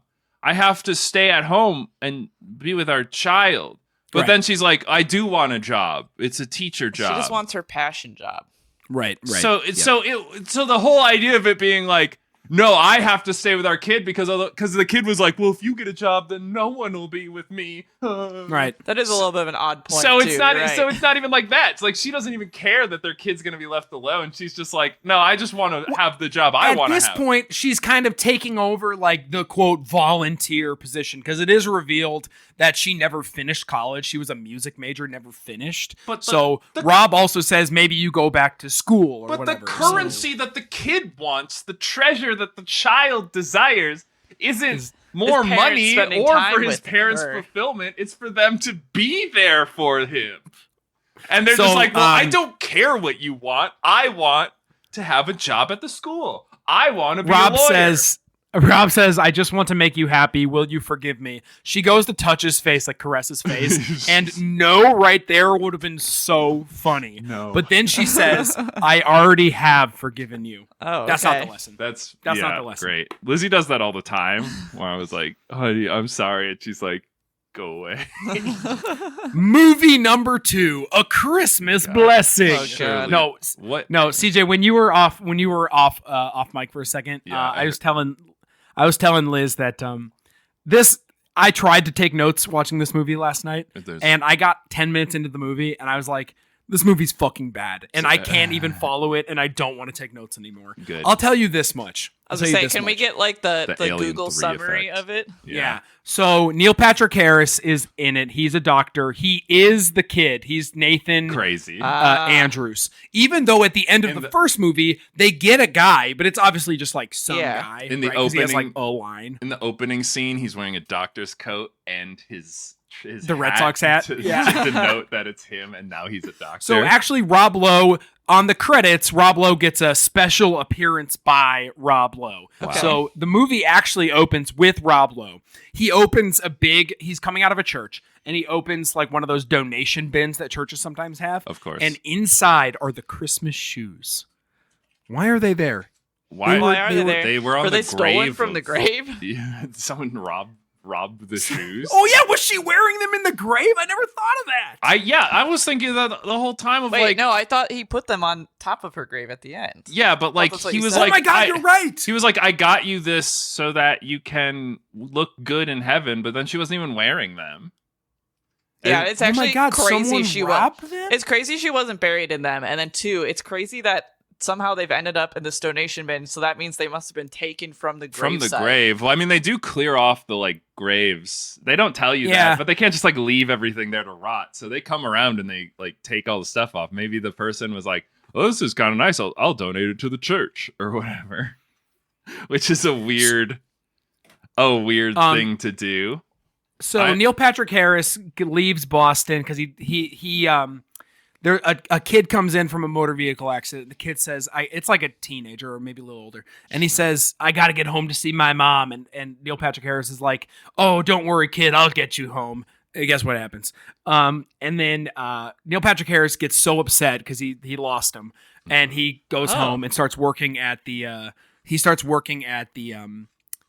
auto shop with his dad. They do get the same actor to come back as the dad, but because the movie was like released 3 or 4 years after the first movie, the dad and Rob Lowe have aged 3 or 4 years, and Neil Patrick Harris is as old as Neil Patrick Harris. Right. Yeah. So like everyone looks to be almost the same age as his dad. Yeah. Dude, they literally like they cast him as like a youthful character. So he lost a patient and then was like, I'm not going to be a doctor anymore. Correct. Dude, that would happen pretty early on, I think, in your doctoring career. Yeah. So he goes back, starts to work with an auto body shop with his dad, and then he goes, Dad, I was at home looking for Mom's Christmas shoes and I couldn't find them. Where are Mom's Christmas Where shoes? are they? I got them I bought 3/4 of them. And the dad says, there was like a movie maybe plot I about- donated them. What? That's crazy. Yeah. Maybe I insane. Your final childhood gift that you gave to your mother. Maybe I gave that away. Crazy. I don't know. I don't remember. And the only other thing I will tell you is Angus T. Young is a child in the movie. You guys know him. He's the kid from 2.5 Men. Oh. Sure. He plays I think it must have been just before he got 2.5 Men because he's probably 9 or 10 in this movie. That's crazy. That guy is the same age as us. He's a man now. This is what he looks like. Yeah, and I think exactly. I think he also became very Christian. I'm older or than found him, actually. Scientology or something. He became a weird. This is Angus T. Jones. Oh. Did you say? Oh, is it Jones? Did you say? I mean, I typed in Angus T. Young. Oh, I thought it was Young. Is it? No, oh, yeah, it's it's Jones. It's Jones. But it was funny because as I was watching Angus this, T. Young when he was on. When he was young. Now he's old, so now he's Angus T. old now.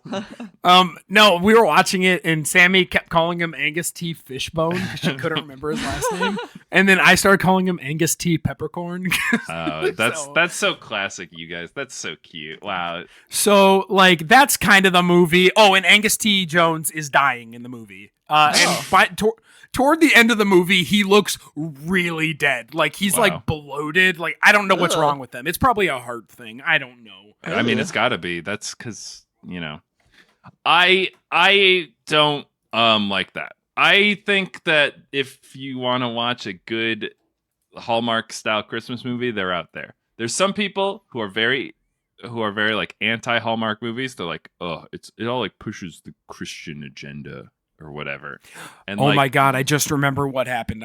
Okay. So soon after his arrival home, Neil Patrick Harris meets Charlie, the little kid, and played by Angus T. Peppercorn, and he finds out that he's ailing from an irregular heart defect. Oh my God! He also meets a woman named Megan who has cirrhosis of the liver and will die unless she gets a transplant. And she's like his age. She's Neil Patrick Harris's age. Okay. In the end, Charlie dies and gives Megan his liver. Wow. And as a dying wish, he asks Nathan, Neil Patrick Harris, to give her the shoes. So somehow the shoes come back. Why would he? But they're Neil Patrick Harris's shoes. Why would he? Correct. And then he's give your Christmas shoes to this lady that you're going to save. That's my wish. That's my Christmas wish. I remember watching this because I had stopped taking notes, like I said, and I was like, I can't believe they're going to do I can't believe they're going to do what I thought they were going to do in the first movie, which is do an organ swap. Yeah. Right? Hey, Angus T. Jones, you have a good liver. Give it to this lady. She has an okay heart. Give it to Angus T. Jones. Yeah, and then just swap figure out the rest. Right. Yeah. I'll give you my liver, and then you give me your heart. Fair deal. Yep. Anyway, that's Christmas Blessing. Wow. Is there any questions you guys might have about the song? Because I only sang a little bit. You sang a little bit of the song. So I think you did a good rendition of it. How does the song end? The song ends with Rob Lowe, the character of... So the song is written from the perspective of Rob Lowe's character. Right. So whenever the child is talking, it's talking to... He overhears him talking. The song ends with... Let me pull up the lyrics really fast. Oh, yeah. Please. I'm sure there's copyright on it. We could play it in the episode, but... No way we're gonna get copyright struck. Oh yeah. So the Rob Lowe says he thanked me and ran out. I knew that God had sent that little boy to remind me of what Christmas is all about. Okay, so God made that lady's heart go bad so that this child would go buy Christmas shoes so that Rob Lowe could learn the meaning of Christmas. So that Rob Lowe could buy Christmas shoes and therefore learn the meaning of Christmas. He did, but he didn't. But he bought Monopoly, or was gonna, and then didn't. He still also didn't even do that, right? Because he is there a lesson to learn there? Is that stupid? He was going to spend money on a capitalist game, but then didn't, and instead spent money on a child. Dude, he was already in the capitalist game. This whole podcast, the theme could be: is there a lesson to be learned here? And then the answer is usually no, not really. Yeah. The answer is usually that executive producers don't really know what they're doing generally. They got into I think you hit it earlier where the band was like, this song is we need to explain. People this. keep asking us, and we're sick of it. I'm sick of people so asking what the specific. song's about. We'll make a movie, and then we'll say, "Go watch the movie." If you want. I gotta listen. We'll get to Rob it. Lowe, so they kind of are like, maybe it'll be good. People love him. He's a Christmas man, but we'll make him evil. We'll make him so that nobody likes him. We're gonna flip this on its head. And then by the end of it, he's like, "Do you forgive me?" And the wife goes, "I already did." Oh. Not the lesson. Not the lesson. Already did. I don't think I would have. Yeah. No, Lizzie wouldn't. She'd be like, "No, No, you absolutely do not forgive. You're this gonna guy. have No. you're gonna have to try hard for a long time." And I'll be like, "Well, then it's not worth it. Now I'm the Grinch, and now you're a single mother. Good luck. I'm gonna take all my riches. The world's from your law." oyster, and it's really not mine. With that setup. He also doesn't get anything he wants. Like CJ was saying, he has a job. He's a lawyer. He should be somewhat well off. And it's like he can't get the new house. His car keeps breaking. What is he doing with his time? Why isn't he with his family? It's like so confusing. I've seen half of Jingle All the Way now, which is, I think, thematically basically the same as this movie. Yeah, it's close. And at least You got to see the end because he does way more than Rob Lowe. He does way more than Rob Lowe does in the. Oh well, yeah, I'm sure. He's got a lot to make up for. Yes. But like, also watch the Santa Claus again, and watch our episode on the Santa Claus because it's the same thing. Tim Allen is like an asshole at the beginning. Oh yeah. And then we watch the Santa Claus every year. I know. And then by the end of the movie, he's still an asshole. Really, but he's also empowered with Santa Claus's great and powerful magic abilities. Yeah. And so he's like, now I'm an asshole and Santa. Ho ho ho. And then in the next me. And then in the next movie, not only people like me, people have to like me. They're forced to. And then in the next movie, they're like, we need to give you someone to fuck. It's legally binding. Yeah. And he's like, I guess, let's do it. Okay, awesome. Cool. I can pick whoever. Can't wait. As long as they believe in Christmas or whatever. Okay. Yep. Or something. I don't know. Dude, that's big. That's easy Eric, mode Riz. I just feel unsatisfied with this. I don't agree. feel like I agree. You have offered us I feel like a real we looked in our stockings this morning and we got coal. No, we looked in our stockings and there was nothing. There was no moral We can't even good use or bad. this to heat our Oh, earth. I mean, so I'll say this much, that the mechanic, Jack, the dad, and Maggie, the dying mother, they have a really good relationship, and they are loving and caring, and they're like, And they end in the tragedy. they're like the redeeming part of this movie, where it's like they actually learn a lot. Like, But it doesn't matter. She's dead now.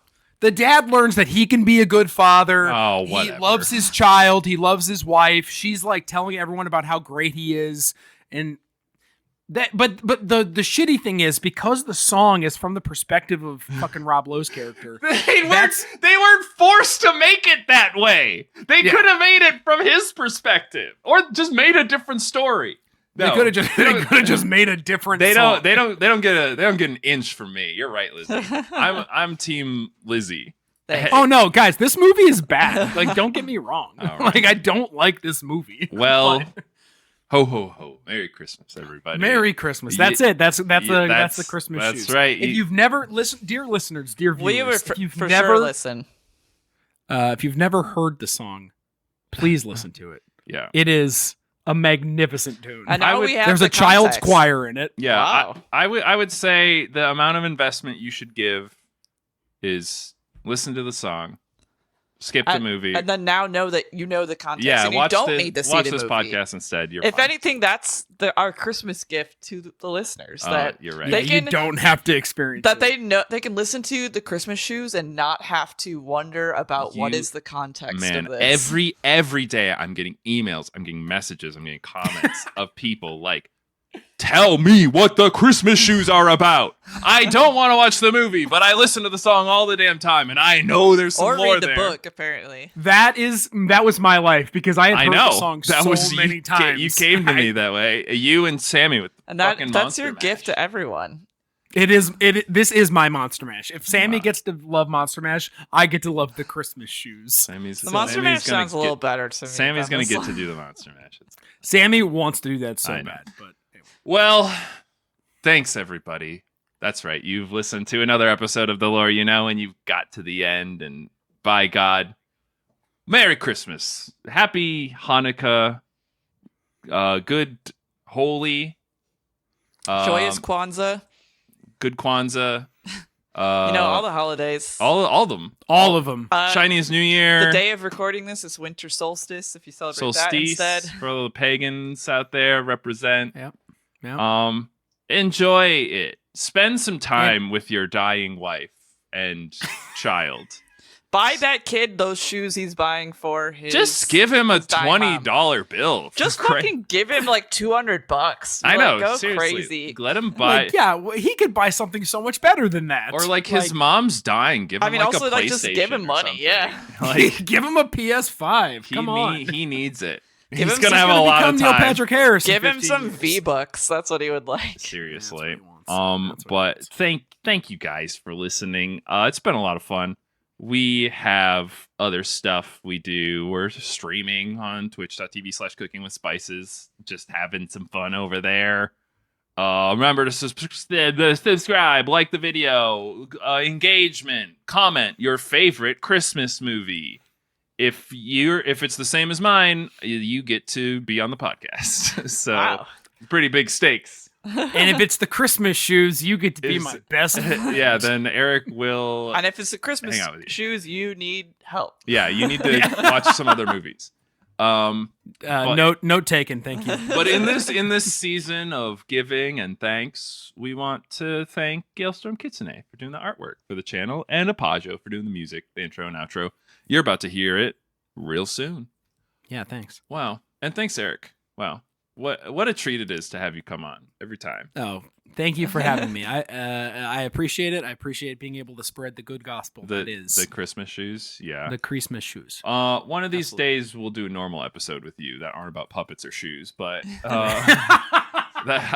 know what? Or saw traps. Yeah, anytime, guys. Anytime. Of course. Well, until that time, I've been CJ. I've been Lizzie. I've been Eric. Hell yeah. There you go. And don't work on Christmas Eve. Just go home. Don't buy your mom shitty shoes. Man, there's like a lot of. See, there are lessons. When we have to make up our own you're right. Usually we kind of end with a lesson of like, don't do this, don't do that. But there's like so many things not to do. So pick and choose. So yeah, take your choice. Merry Christmas. That's our gift to you. Goodbye. Bye, everyone.